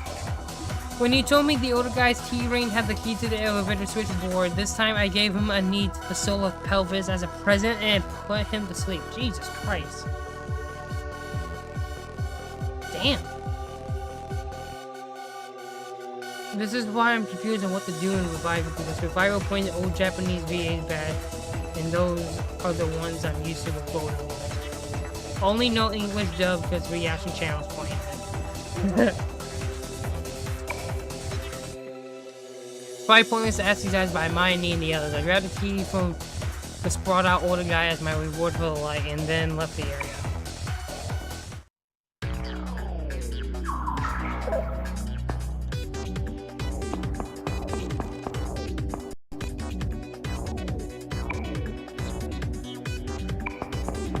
Didn't I not pick up the... Did I not pick up the second key card? Did I not pick up the second key card? 邪魔するな。二度はない。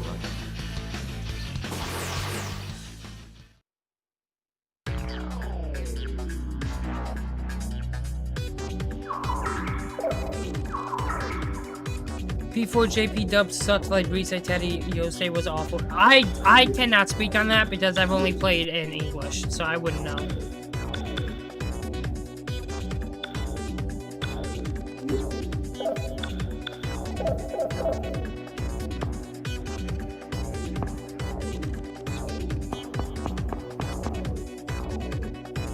Dude, what the fuck? I thought I picked up the second key card.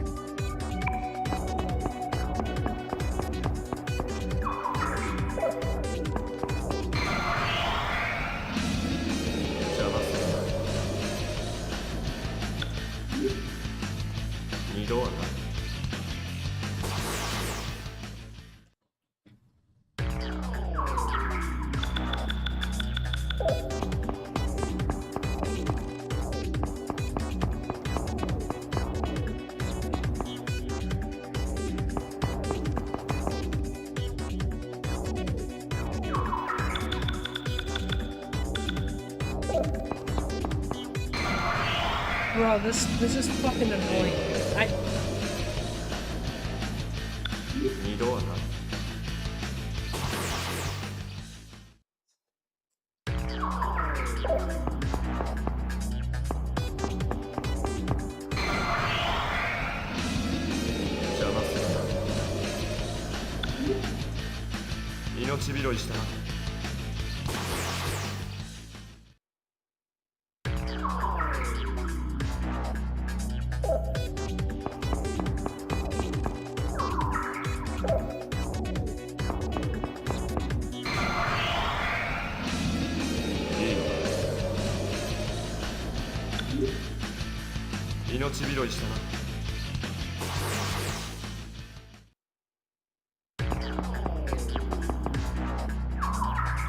Dude, there's no way this didn't fucking work, dude. How in the fuck are you gonna give me the second key card and it's not working?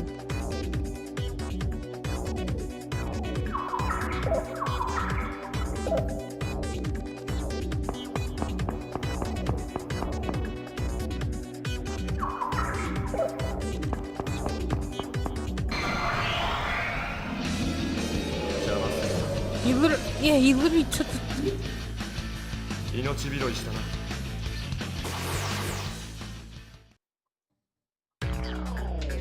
This shit pisses me off, dude.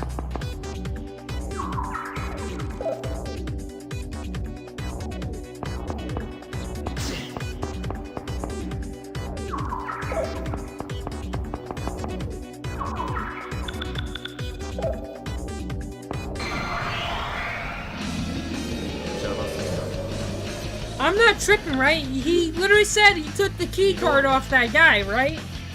He said he did it, right? I'm not losing my mind, right?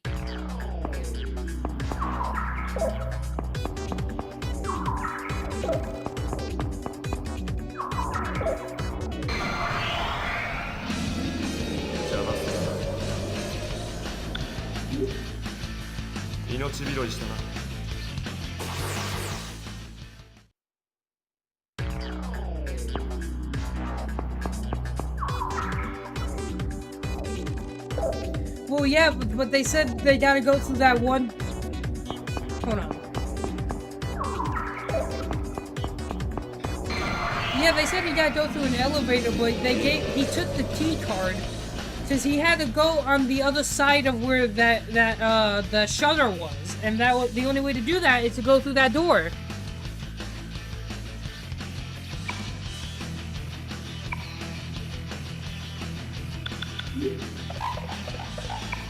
I think you gotta check the thing next to the elevator to fix it.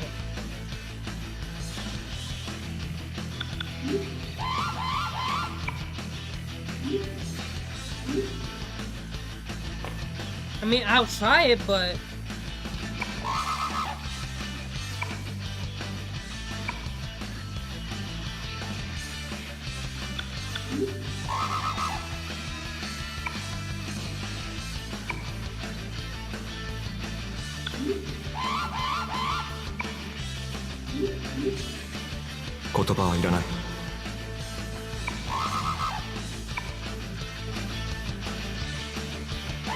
Yeah, because I remember being confused too until I knew that I gotta open the hook. I mean, I'll try it, but... I don't know, that's weird. 命拾いしたな。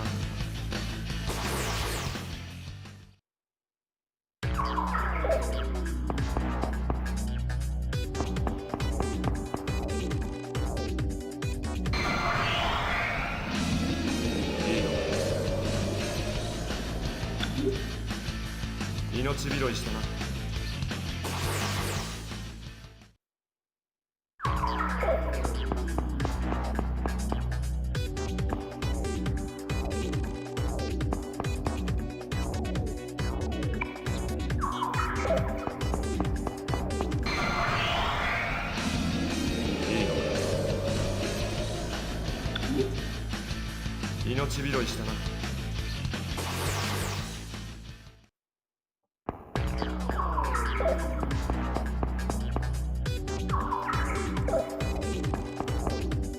Wasn't that on the first floor though that had to fix the elevator, like the fuse box or something?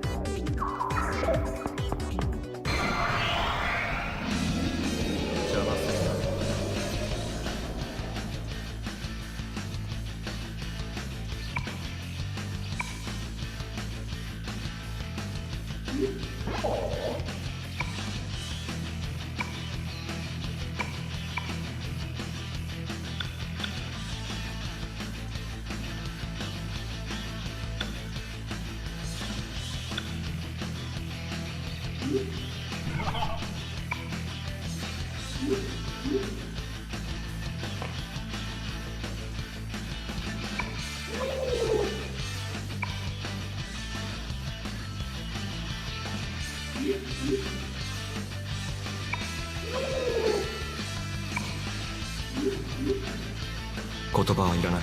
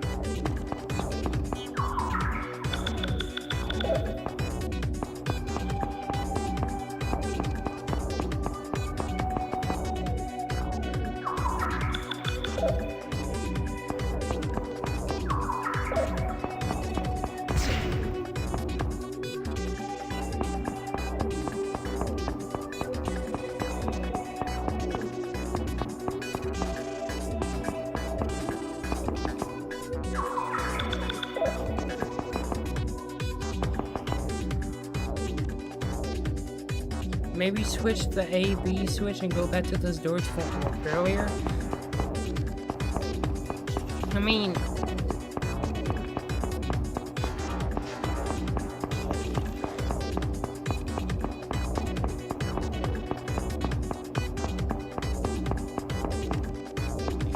I guess that's worth a shot, but I don't know how that would make any sense because that...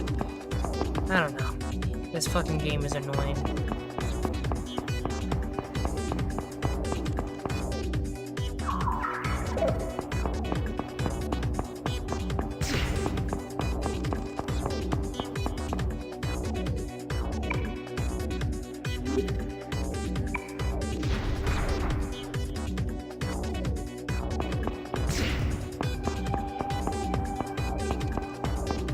Yeah, it's not even working on this door either.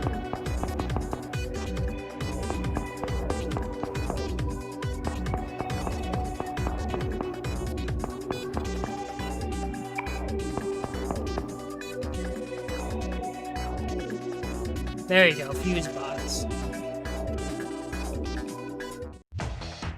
I opened up the switchboard and flipped on the power to the elevator. I didn't know how they did it, but it looked like it was set up automatically cut the power if the elevator not used at a fixed time. The security protocols are such a pain in the ass, but they're sticking with them so rigorously they must be hiding something that's worth it. I've stepped on the elevator and pressed the button for floor 2. Oh, what the fuck? When the elevator opened, a robot I'd never seen before pointed the muzzle of a heavy gun at me. It reminded me, I was about to say, this motherfucker sure remind you of that motherfucker. It reminded me of the Order of the Holy Lance from the other side. A model number XO was painted on the body. Throw down your weapon and surrender. You may be a child, but I will show no mercy. Yeah, the theme of the Nazis, yeah. It looked like someone was piloting it. The young guy I beat up earlier screamed from the other side of the fence next to me. Turn that goddamn brat into mincemeat. It seemed he managed to wake up and made a report to the higher-ups. The guy inside this thing must have known how to get to the 4th floor. All I had to do was pull him out of there and make him spill his guts.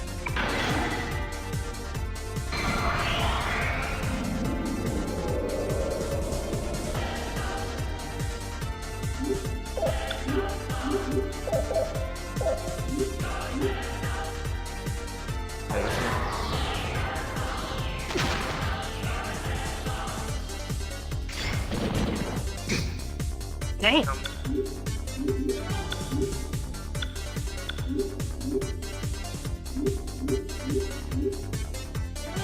Oi.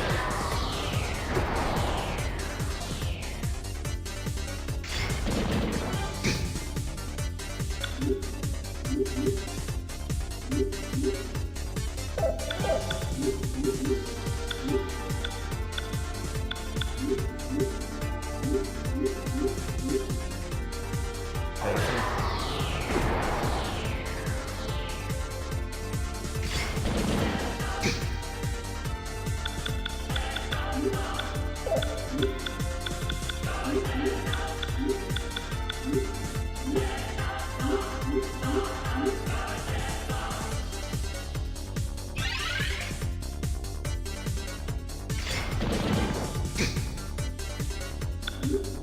I hope this fucker isn't as long as the final boss as the first scenario, dude. But it's starting to be annoying because I'm doing no damage.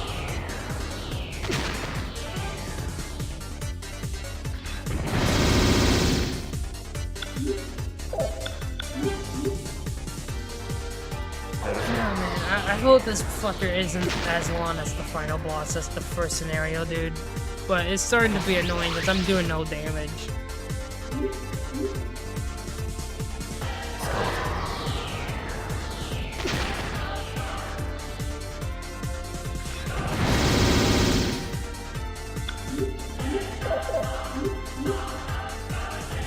Oi. Oi. Oi. Oi. Oi. Oi. Oi. Oi. Oi. Oi. Oi. Oi. Oi. Oi. Oi. Oi. Oi.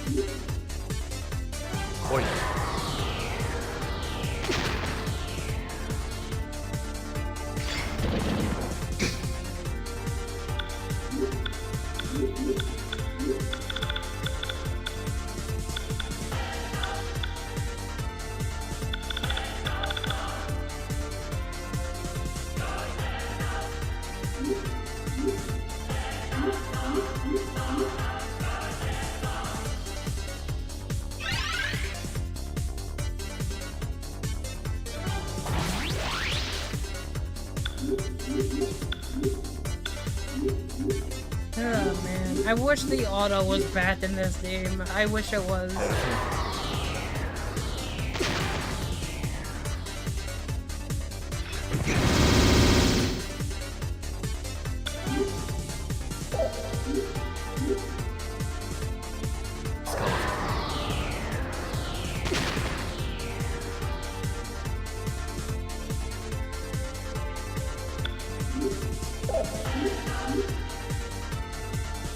Point.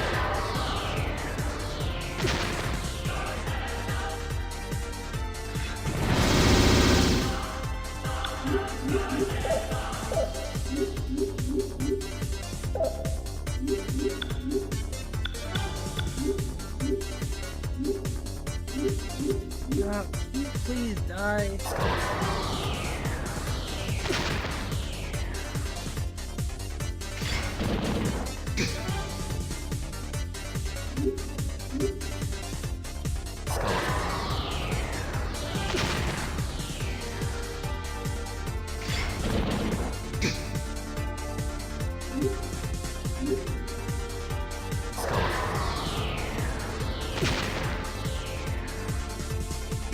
Dude, this dude doesn't fucking die.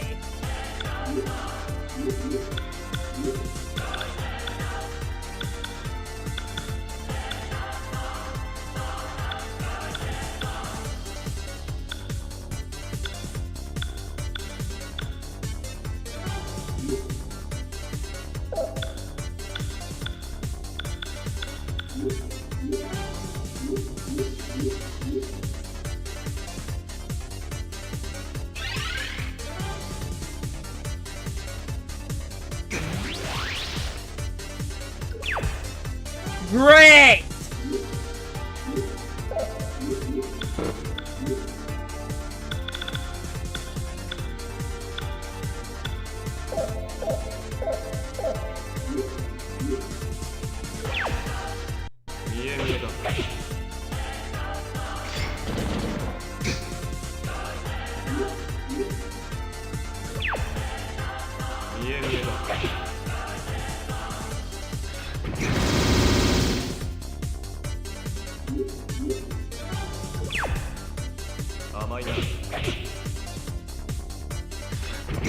Thank God.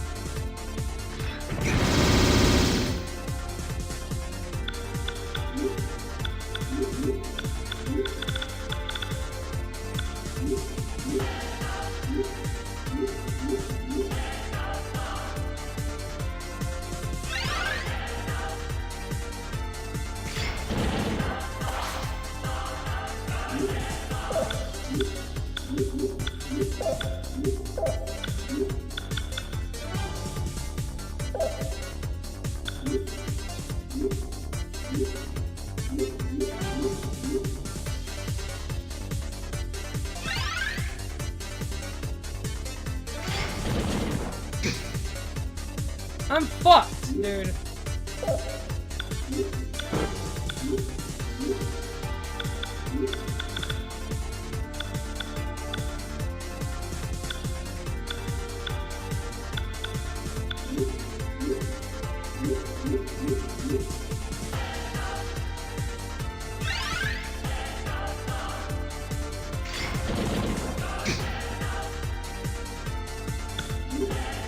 Fuck it. Hail Mary, I guess.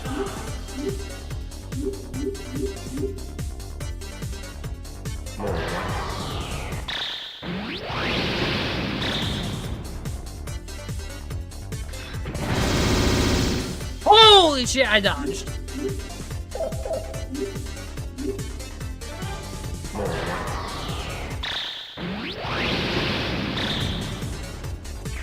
Let's go!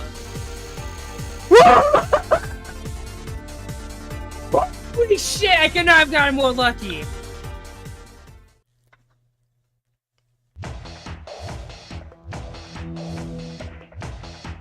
Oh, I'm too hyped. Oh my god.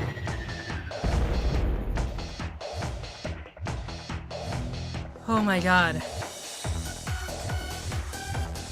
Jesus. I just said fuck it through a Hail Mary. Oh, that's not the final, but I'm gonna kill myself. Ah, damn it, useless well, I think the final boss is Kandori, isn't he? The driveline shorted out and smoke started rising foam all over the mech. The strap iron hatch opened and the pilot jumped out. He tried to draw out the gun in his hip, but the tip of my sword in his face was enough to get him to behave. Jesus Christ. The young man on the other side of the fence had already vanished. Hands up. What's your objective? Don't think you can make it out of here alive. I pushed my blade further the tiniest bit. The tip sunk into his forehead. A line of blood traced down his nose. Get in the elevator. Understood. What a fucking Chad, bruh. The man held up both hands, while keeping him in my peripheral vision. I maintained my stance and smoothly moved around him towards the elevator. All the way my blade remained against his forehead. He groped one hand from the elevator button, and after a moment, the door opened.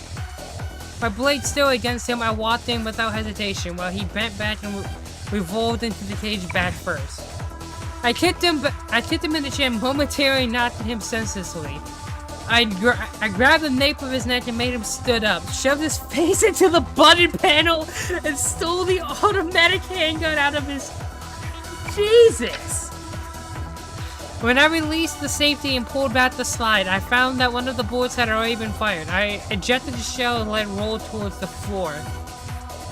It's funny because I did chapter 2 and 3 back to back because I was so hooked I forgot to check when I'm not there. Okay. So I'm just gonna have to constantly keep checking the Velvet Room then.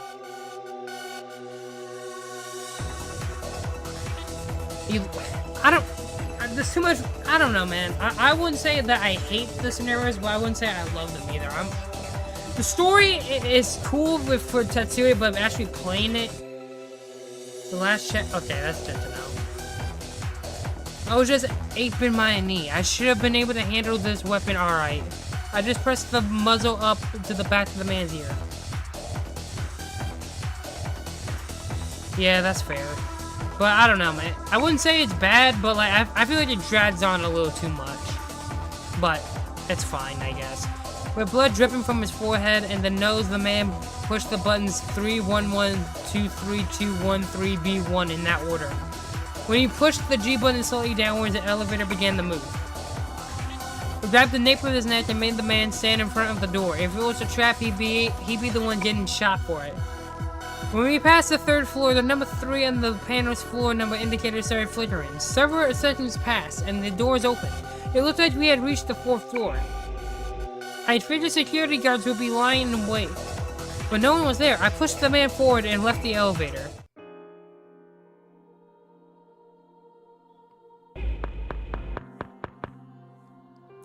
I heard it was here. When I made him guide me to where Shiori-san was, the man stopped in front of the room that looked like a research lab while I was at it. I might as well find out who they are. Who are you people? What are you doing here? You came here not knowing that? Who in the world are you? Without a word, I pulled back the gun. Wait, what? I pulled back the gun's hammer. Even if I told you about the New World Order, a kid like you wouldn't understand a thing about it. Only the technicians know the details of what's going on inside. Shinjo is conducting a bunch of different experiments using the subjects that were delivered. Is he the boss? Shinjo's only the manager for this location.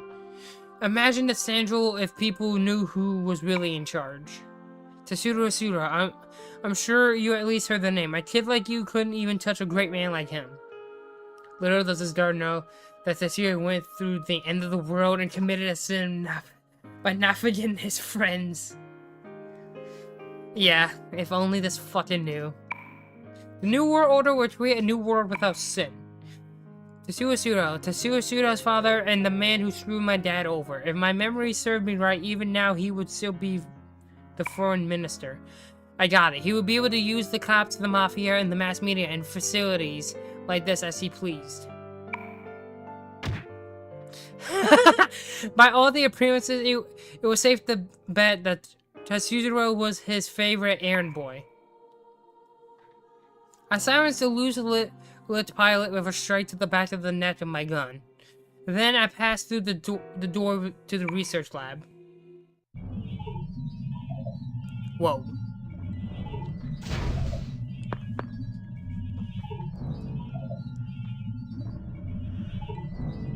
Around the center of the lab, there was a demon machine with a revolving lab table set upright. It hung its head like a crucified sinner. Its blood-red hair was long and shrouded and clothed its face from view.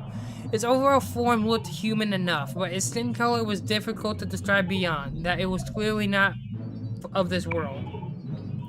If it were so inclined, the talons of both its hands could easily tear through the lab table on which it was restrained, along with the man in white standing on either side of it.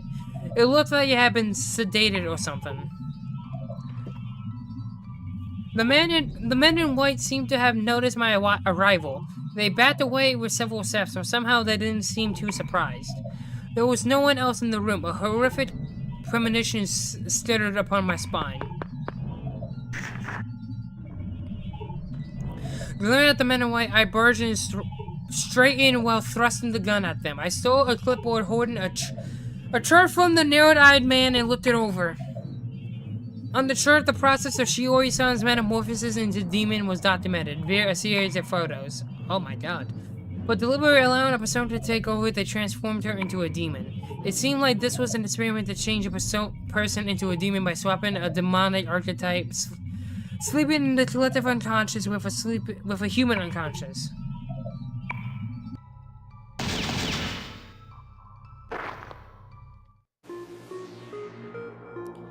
I uttered a wordless scream and landed 2 blows on the leg of the middle-aged man trembling next to the narrow-eyed man. As he screamed like a pig and crumbled, I grabbed the narrow-eyed man by the collar and slammed him onto the operating table. Change your back, right now. Yeah, Tetsuya stole his theme, he really did.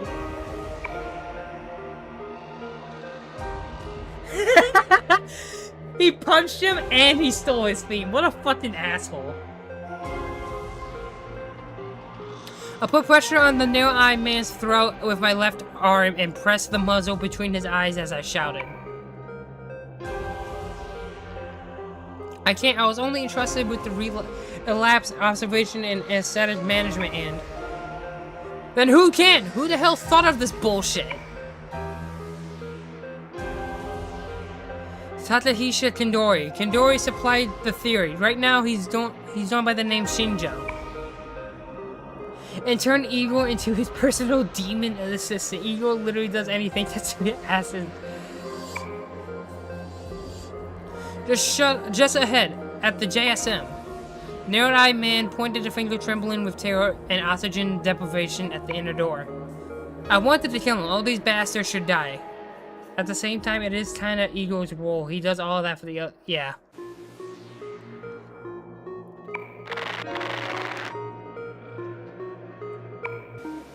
The narrow-eyed man's eyes popped open. His tongue rolled out as he gasped for breath. I tried to peel my arm with both hands, but what did he think he could do when he was that weak? What the fuck?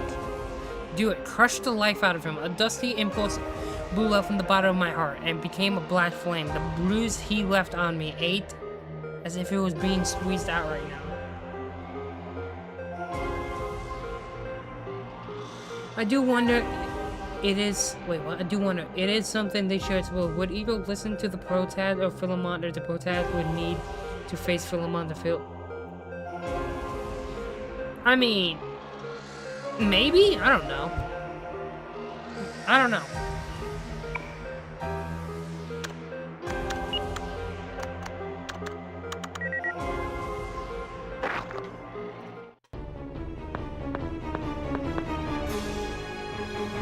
God. At my back, I heard a series of intermediate metallic clanks and the sound of something heavy thudding onto the floor. I returned to my senses, and when I turned around, Shiori-san was collapsed on the floor, convulsing and trying to pull herself upright. The middle-aged man had reached out to the desktop computer and unlocked the lab table. When Shiori-san murmured those otherworldly words and rose to her knees, the room temperature dropped in an instant. Out of all the big bad gods, Gnarly definitely seems the most menacing though, despite its same... I don't know, I can agree, that motherfucker had aura. For how little we saw of him in Innocent Sin, that motherfucker had aura. With a sound like a whistle, a scalpel sharp freezing wind began to hurl around us. She can never return to the way she was. She was switched perfectly with an archetype from the collective unconsciousness. And the only one who knows how to restore her lost ego is Hindori. The middle-aged man kept frothing at the mouth as if the blood from his leg froze over, even if that spray blew violently spiraling wind into... God. The sinful persona Joker has taught the Windwalker from the unfathomable unconscious.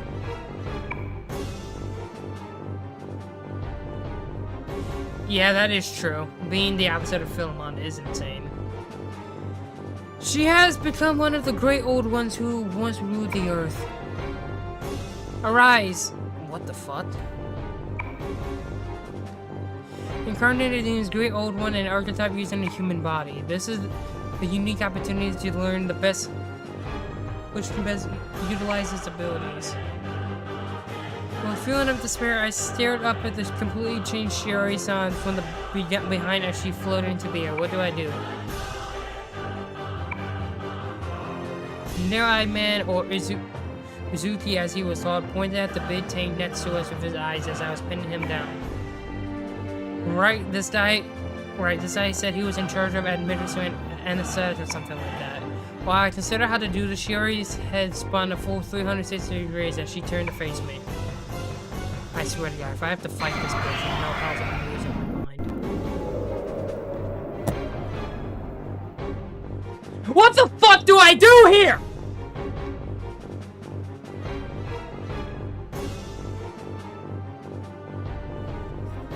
I hate this game. I hate this fucking game. You literally gave me no opportunity to do anything! As soon as the fight was over, you didn't give me a chance to heal! What the fuck, man?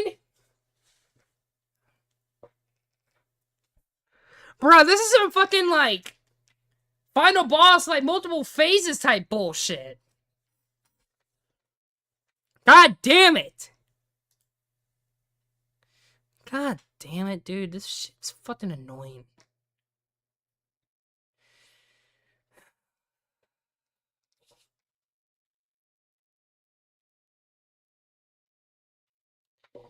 I don't know what this does, but put that on, I guess.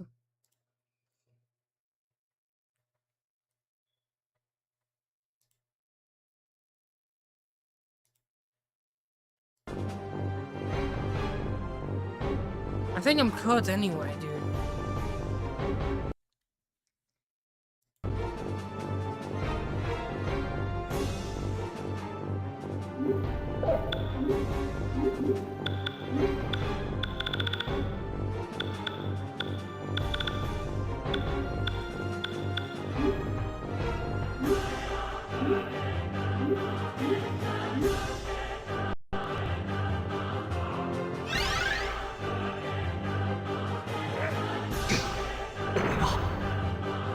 What? What? No! What? You fucking bastard!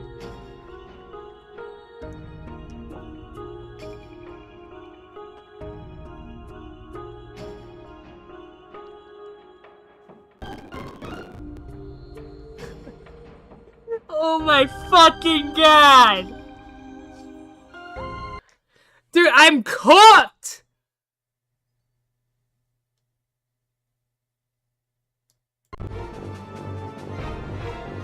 Fuck this stupid fucking game, dude. This game is so fucking stupid.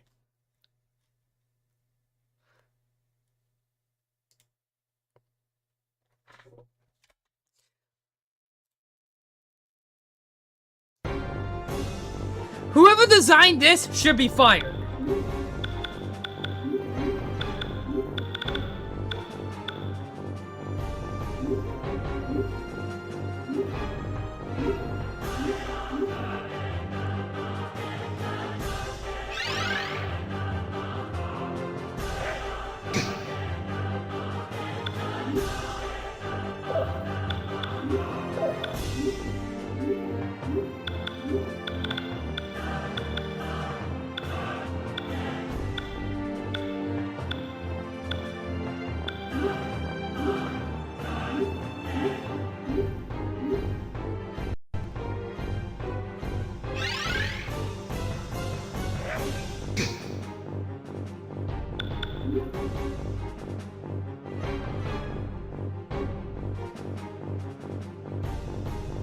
Okay, I'll do that. And you gotta forgive my little crash out there for a second. I don't know what came over me.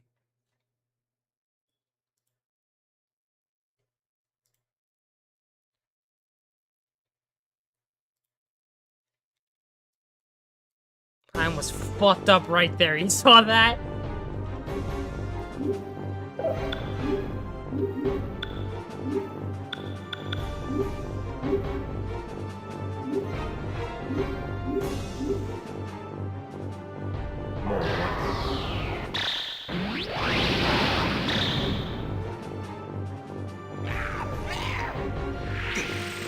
Yeah, because when the enemy doesn't deal you damage, sometimes it butts out the game into you taking a long ass time to beat them. Okay. At least the music's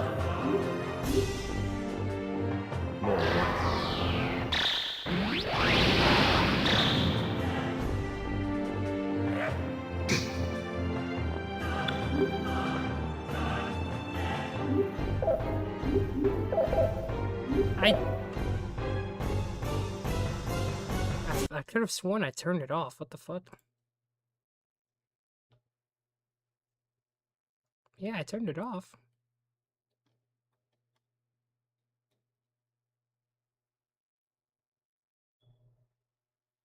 That is weird.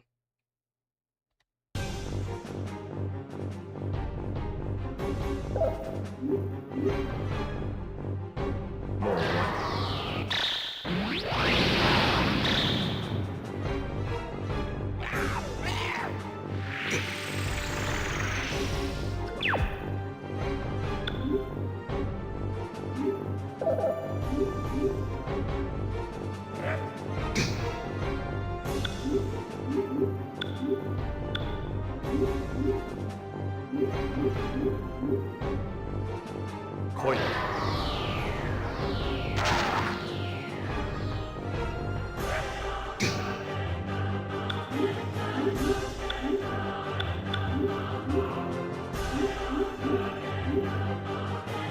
来い。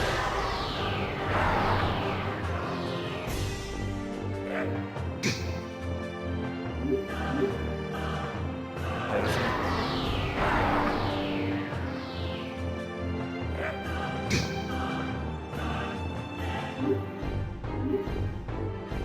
来い。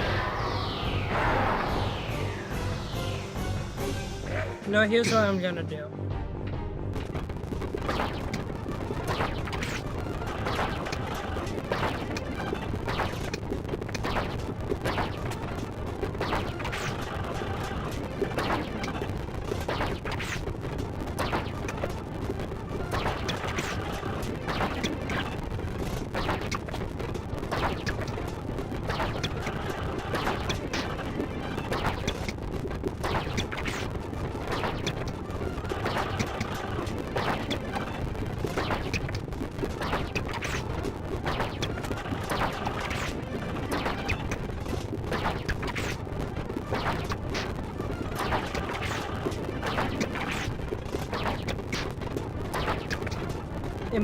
I'm starting to think it's buds. Yeah, it...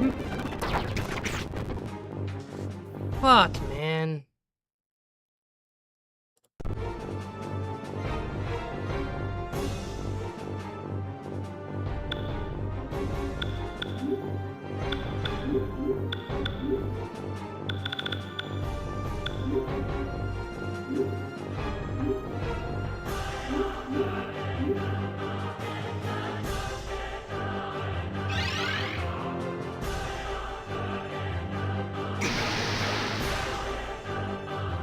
I'm still immortal. I'm fucked.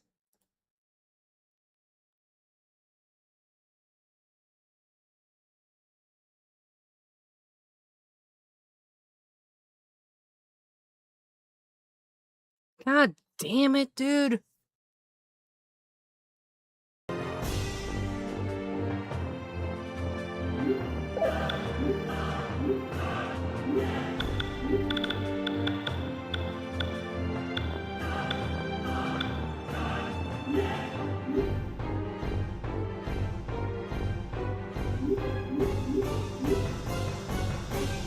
SB didn't reload the. Okay, so maybe.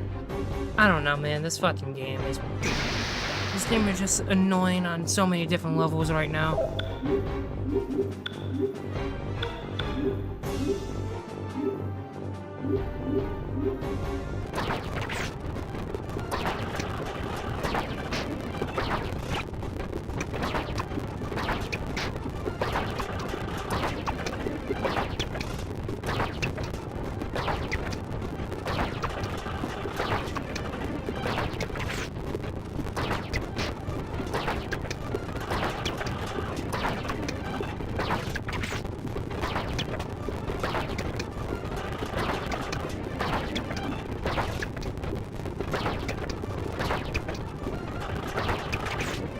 I think it might be cooked.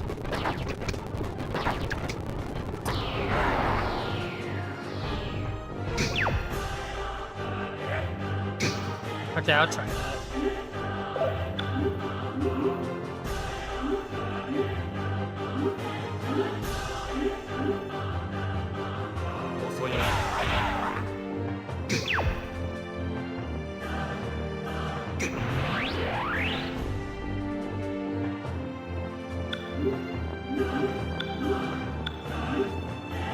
He's still immortal.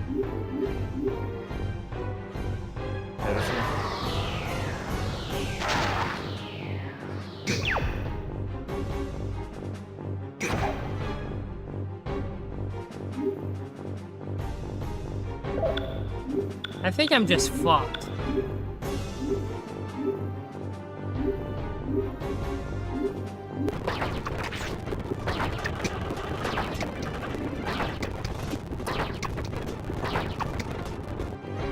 Last time I saved in game was when I started the scenario. That's why I'm so beyond pissed right now.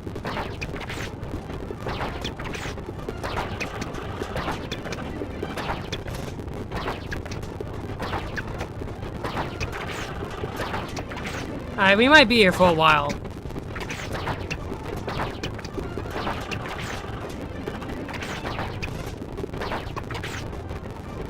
Just try a different attack. Okay,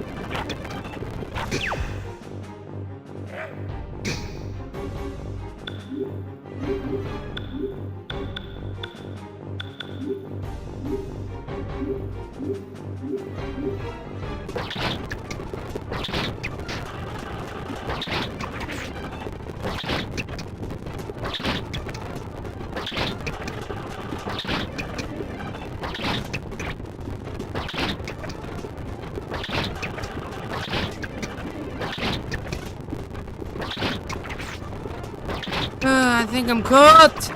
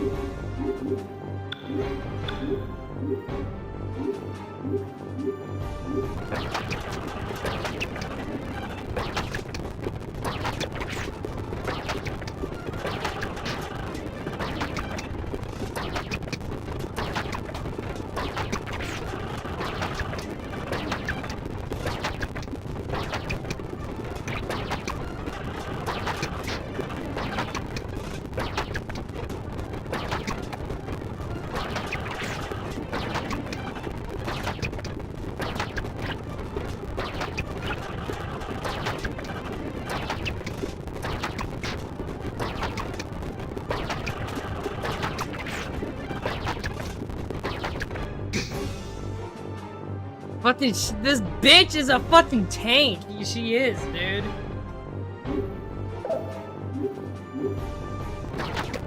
Tetsuya is not worth saving this bitch.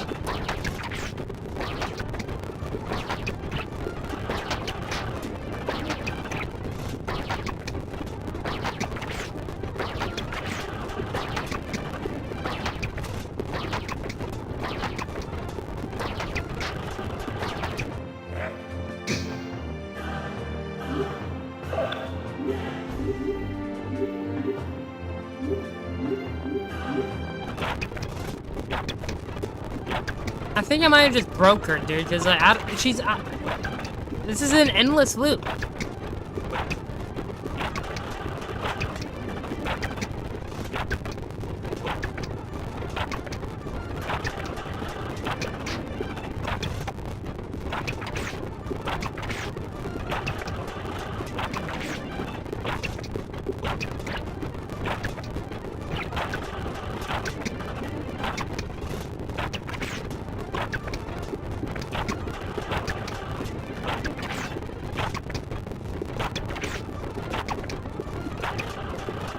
Bro, this is the true final boss right here, dude.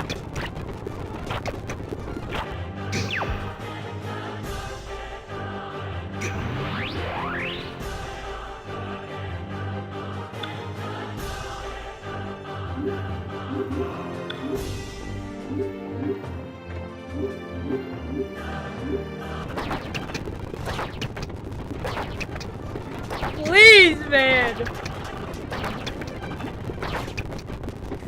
Please! Dude, if I can't beat this, I'm not playing through this again.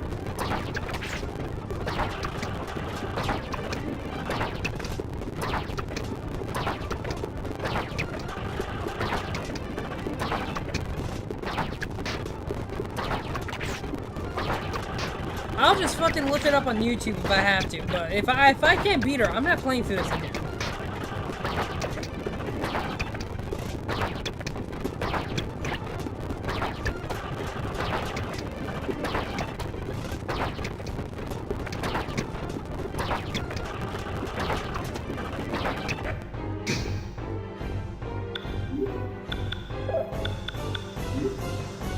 Maybe heal. Okay, let me try to heal.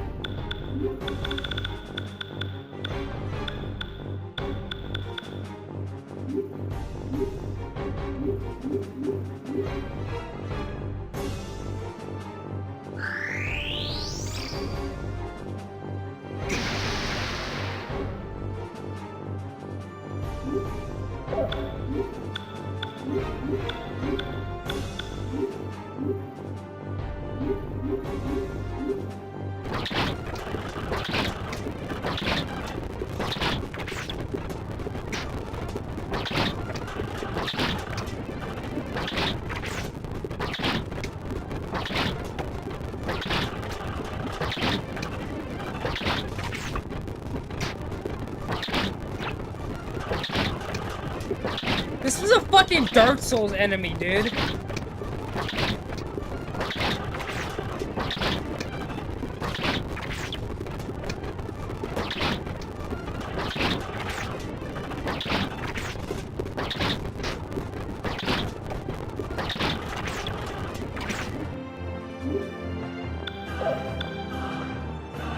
Can I like damage you?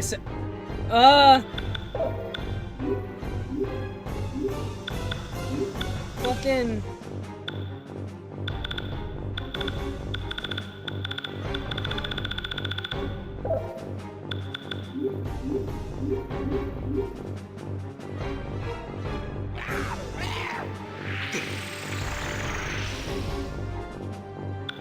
That's the best I can think of.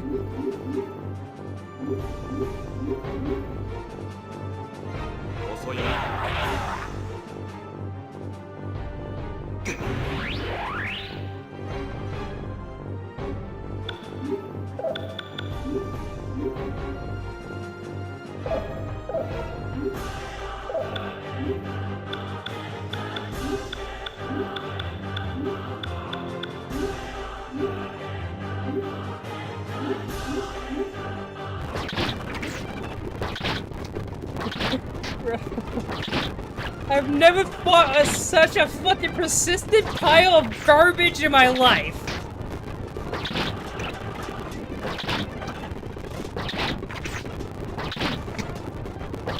You won't leave me alone, you clingy bastard!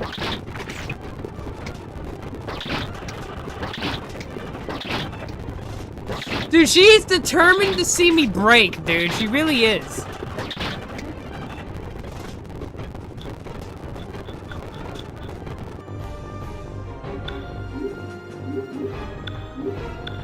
I don't know, man. Fucking do this. I don't fucking know. Not like this, it don't have any fucking effect.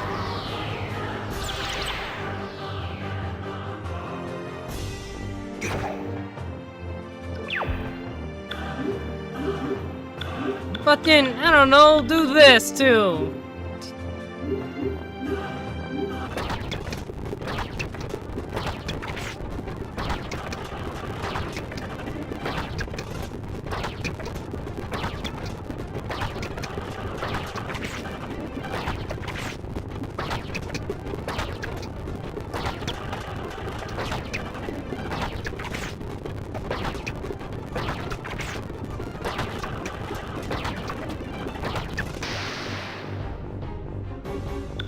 Is there any other cheat I could put on that might fit this?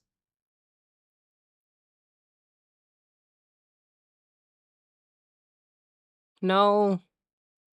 Doesn't look like it.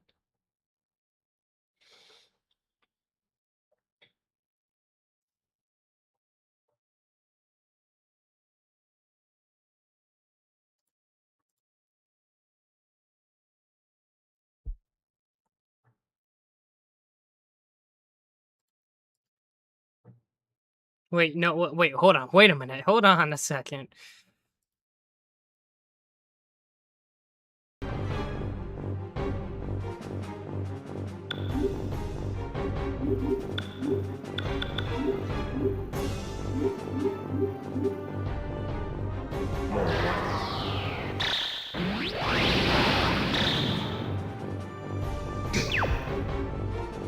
Okay, I'm taking damage again. I did something.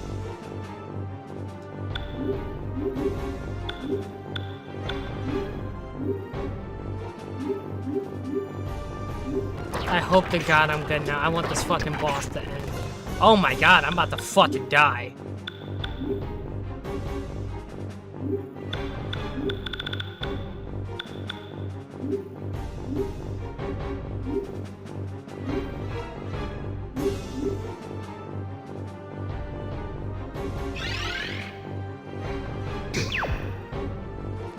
What the fuck happened to my health?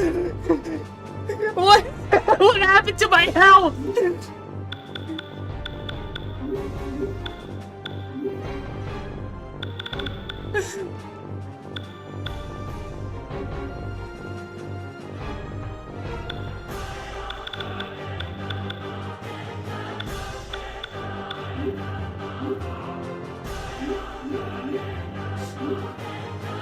Fucking health doubled. Oh my God.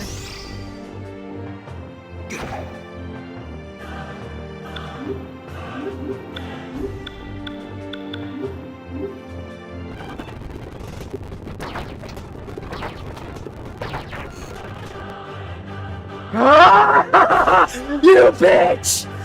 Rot in fucking hell! You son of a bitch!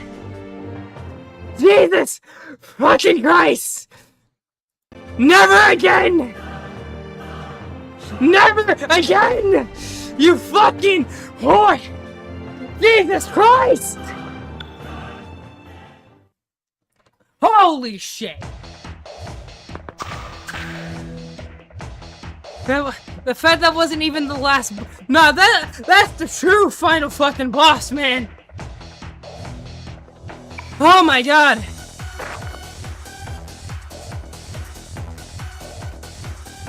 Oh my god, my fucking. Oh my god. I feel like I ran a fucking marathon with this bitch.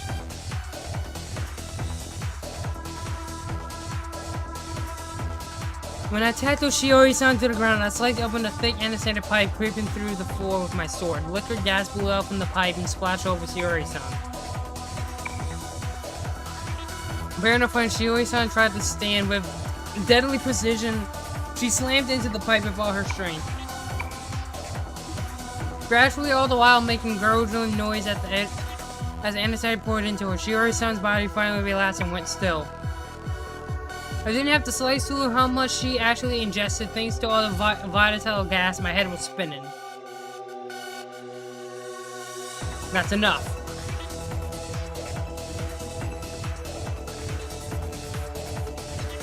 Oh my god.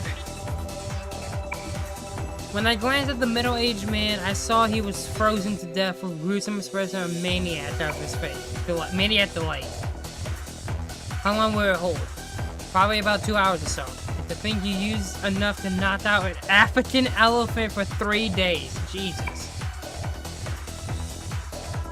Utsuki came up next to me and looked down at Shiori-san. He also glanced at the middle-aged man's corpse, but he averted his eyes in a hurry. Sorry about earlier. Yeah, sorry about all that crazy shit that just happened and what I did to you, but hey man, I hope we're still cool. If the middle-aged man hadn't undone Shiori-san's bindings, I might have run away with my hatred and killed Utsuki or whatever. Sure, he participated in the experiment that put Shiori-san in the state, but he also gave me a hint on how to put her to sleep. No, it's alright. Swim is an acquaintance of yours, right? I couldn't blame you if you killed me. Shinjo, or rather Kindori. You said he was just ahead, right? Yeah, he ordered us to slow you down while he was welcoming the other intruders. The the machine for separating jokers from joker users is down the hallway, straight ahead. Kendori's there. I'll be back. I left Shiori-san behind and headed towards the door Ozuki pointed out, the one that led further inside. Can I please save my game? Takahasha Kendori, I knew the name, if nothing else. I could have sworn that Yukino-san and her friends killed him 3 years ago. Hey! During the Miyakajo incident, and yet he was here? No way, it was a coincidence. The JSM now let us see Tetsuya's cool ass entrance from. That'd be pretty fucking cool. Hell yeah, let's see it. JSM thing must be the core of the last three choices. The only way they can be manipulating rumors and increasing jokers on such a large scale. Like that's a new world order, whatever they're called. The more jokers, the better. When I went through the door, the hallway continued with similar research labs on either side of me, with matching orders. Eventually, I reached the end of the hallway and approached a unique-looking steel door. No, don't do it for the lights of me. When I stood in front of the door, I heard Ikechi's indistinct screams. It sounded like he got captured and dragged here. He was probably being used as a hostage to threaten Mayani and the others. You're still a kid. I'm disappointed. You can't handle a company if you lose sight of your goals easily. The voice must be the man Kendori's. Allow me to teach you how to cast them aside. But the sound of things, Ikechi was in danger. Judging by the location of the voice, Ikechi was to my right and Kendori to my left. First of all, the door right in front of me must be between them. How the fuck do you know this? The door hinges weren't on his side, which means if I open it outwards, expecting the door to smack into Kendori, I busted it open with all my strength and leapt out to the other side.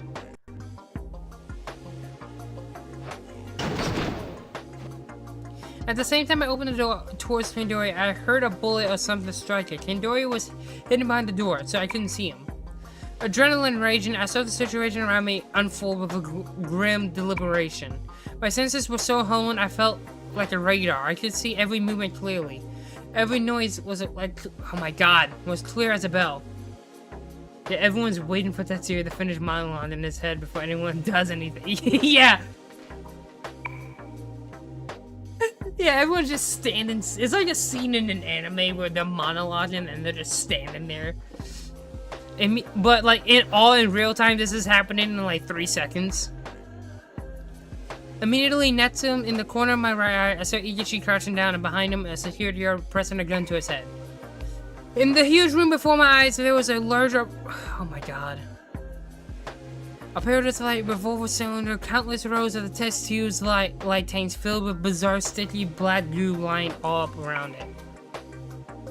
In front of the machine, Mayani, my older brother, and the others were surrounded by the security guards who had guns trained on them from a stair landed a level above them. God damn it, I told you so. That Shadow Tetsuya, yeah. Fuck, dude. Based on everyone's relative positions, I got that Mayani and the others were on the 3rd floor, while Igishi, Kandori, and the second guards and me were on the well, oh my god. Well, on the landing on the 4th floor leading to the After that, my body moved before I could think.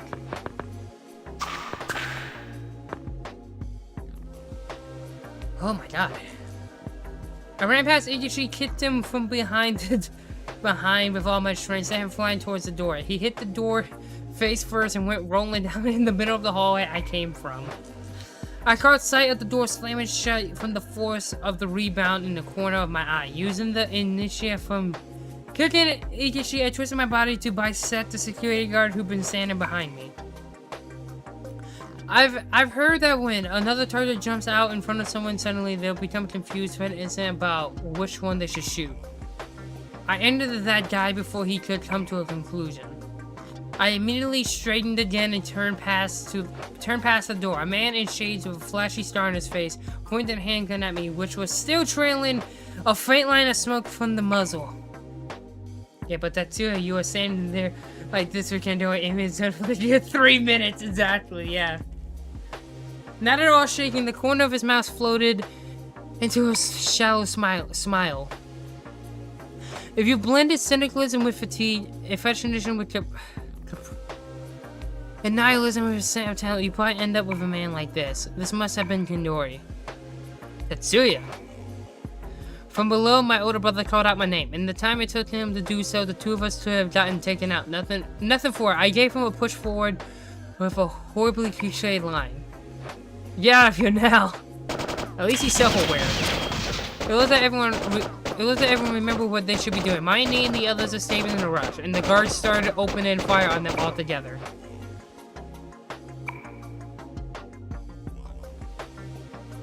Regardless, now that you know they can escape their fate, Paradox boy. Paradox. With that one word, I understood what bound me to this man. I had one job to do too. I see. You two were enchanted by him. Then tell him for me that I'll protect Mayani and everyone else.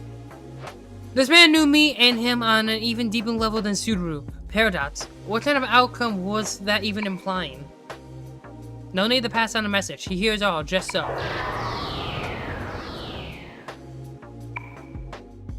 It's clear that the persona Kandori bore was the incarnation of him. He almost completely erased the presence of his persona just like I did. I didn't notice him until he was right under my nose. Fury flowed through my veins, and I was completely awash in hatred. Oh my god. Fun fact, Kandori's persona in the first name was oh really? I did not know that. That's pretty dope. Have you ever considered why the moon... Wait, what? Have you ever considered why the moon you can never reach shines as beautifully as it does? I was burning up. It is not because it reflects the light of the sun. It's because it is embraced by darkness. The deeper the darkness, the brighter the light shines. Yeah, and that version of him is still inside Kandori from what it seems like here. Okay, that's dope. Oh my god, my field of vision is narrowing. My Amino too will inevitably fall into darkness. You too must become a black sun. Oh god, we're here again.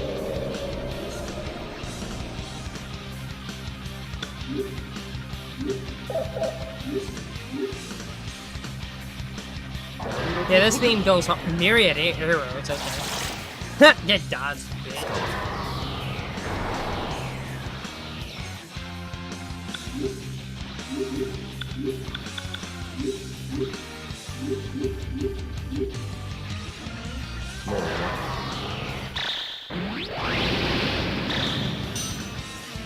Oof.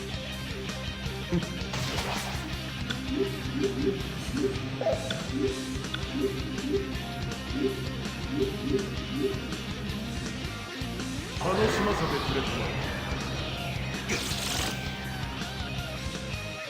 来い。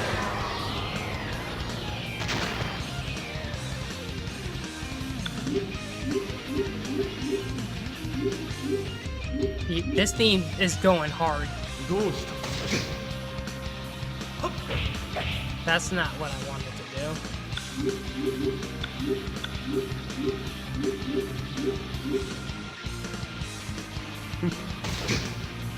Koi.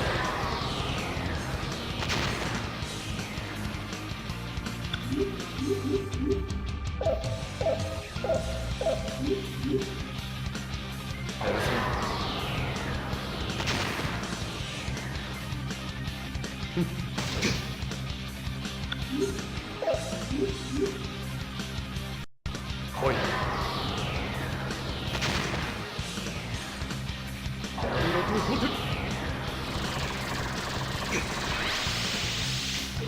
Holy fuck.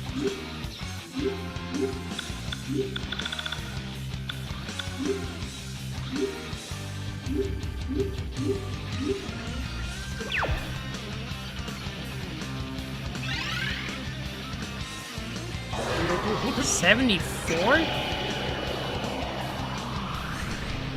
Okay, the name just glitched for a second.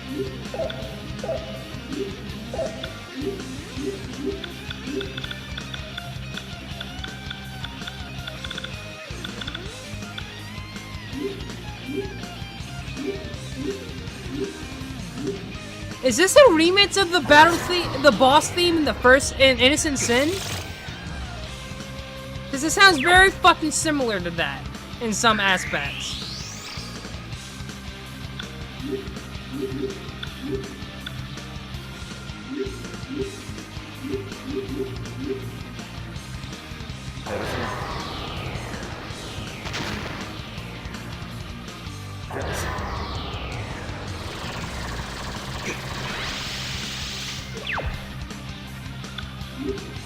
If you mute me one more time, you fucking pile of fucking garbage, I am going to rip your fucking face off.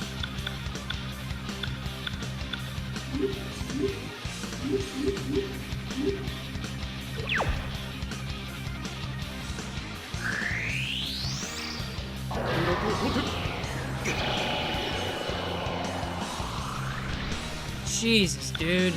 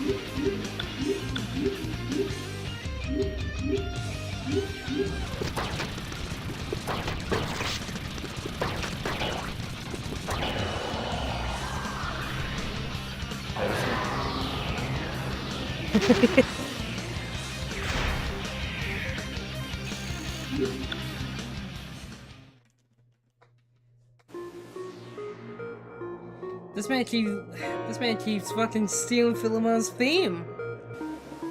You live up to your reputation, Paradox Boy. However, you're still young. I sliced the point of my sword right and left, aiming for his neck, but Kandori danced back. Half a step evaded it. How did I turn Shiori-san back to normal? I sheathed my blade left, but couldn't pull back, so I shoved the pommel forward with my left palm and aimed to stab his upper lip. I'll give you a hint. Kandori tilted his face out of the way when my blade grazed his ear. He grabbed it with his left hand. All I had to do was pull back. It cost him his fingers. He gave me a broad, natural smile.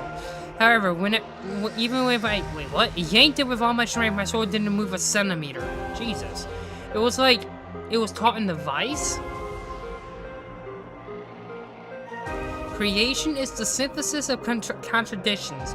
When difficult and conflicting things coexist and become one, something new is born. Okay, motherfucker. The hell does that mean? That's what I'm saying. It means that both you and I are merely actors playing our roles. However, there was nothing degrading about this. The process is essential to the result. Shut up, you're just an errand boy. Damn! If you wish to save Shiori Miyashiro, seek out a suitable place for her. Assuming, of course, that you suppose you're capable of attaining all of her contradictory values at once. He shrugged the instant I stopped to think about what he had said. Kandori's right hand slammed into my side and knocked the wind out of me. While I was staggered, he leaped light-footed over the railing and jumped down to the floor below. Wait. Think it over long and hard as you play your little games. Kandori looked up at me. Bowdering balls in his hand held aloft, then passed through the door downstairs and disappeared. Ikishi, what the fuck are you doing in here? When I went back to the lab room where Shiori-san was at, Ikishi and Ozuki were already there. Thanks, Zero. Looks like I owe you another one. That shades-wearing asshole jumped me in the parking lot. I'm such a loser. Don't worry about it. You're a great guy. More importantly, I need to ask you a favor. Man the man. Oh boy. That's right. There was no need for him to worry about something like that. I owed him so much myself that a lifetime wouldn't be enough to pay it back. Oh, how nice. What is it? Tell me anything, man. Don't say anything to... Amino-san about... And the others about how we met here, or what we even talked about. Philemon acting like he's part of the Good Die team while he's out here playing cosmic poker in the background and people die because of it. Yeah, right. You and I met for the first time back there. Got it? Dude, shut up! You keep giving him hints, you fucking moron! Just shut up! It looks like you got your reasons. Got it, man. My lips are sealed. I could just picture Maya asking Ikishi all about me. I wanted to cut off as much information about me and the other side as I could. But you know, Suho. Yeah, you want to go through the end of the road? Yeah, you fucking moron. But you know, Suho, if talking it out will make you feel better, I'll listen. I don't know if you can count on me, but... Come on down to Subaru Prison anytime. Oh, and make sure it's at the band practice, got it? This fucking guy. This guy, he hadn't changed at all. He was a scatterbrained idiot, a narcissist, and the most kind-hearted and reliable guy I've ever known. From the depths of his heart, he was completely single-minded and completely good. I would absolutely keep my word. I remember the last words he told me on the other side. Got it. I still got things to do. I can't see you off, but make sure you get back to the parking lot soon. Yeah, sure thing. Thanks again, Suho. Be careful out there. Ikishi clapped my shoulder and left. I probably never see him again. So long, Ikishi. You hurry over to the parking lot too. You can't stay here anymore. Anyway, right? I had turned around to face Uzuki. I didn't have time to immerse myself in sentimentality. Me and those other people set that guy just now, and the other inmates free. They might take you to the Nanjo Memorial Hospital or somewhere. If you're with them, you'll come in handy. Will you cooperate with them? I see. So they're not gonna take her with them? I crushed down next to the completely transformed Shiori-san and stuck my hands under her arms to test her weight. Looks like I can manage carrying her out. Yeah, this motherfucker owns everything, I guess. I'll figure something out for her. Hurry up and go. With the state she's in, there was no way I could take her to an ordinary hospital. Looks like all I can do was find that suitable place Tandori talked about. If I wanted to return her to normal. I hadn't figured the riddle would be this easy to solve, but the only one who'd know anything about that would be the long-nosed old man from the blue... Oh, hey. Oh my god, it's over.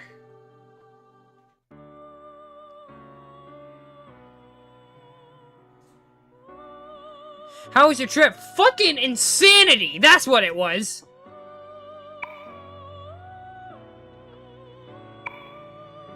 Holy shit, dude!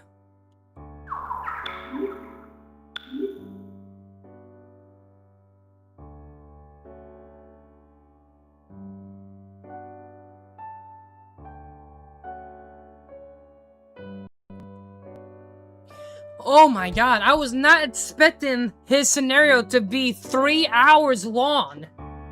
I wanted to do a little bit of the main story. Holy fuck, man. Well, that's gonna do it for today's stream. We literally spent our entire time doing Tetsuya's second scenario. Holy shit, dude. That was miserable. I mean, the story was true and all, but that was miserable. I hope you guys enjoyed my suffering and me descending into madness. But I need to get some sleep before work. Oh no, hopefully more tomorrow. After I get home from work in the gym, I will 100% try to come back tomorrow. Oh man. But like I said, I don't want to make any promises because like I said, there's certain days after work I'm just too fucking tired. But I will 100% try to get back on here tomorrow. Hey, thanks again, Temple, as always. You are the GOAT. I appreciate you. And I appreciate all you guys on both YouTube and Twitch for stopping by. You guys are the GOATs. If you are watching on YouTube and Twitch, if you are interested in more Persona streams, you're gonna want to subscribe so you don't miss any of that. Oh boy. And with all that, I will see you guys in the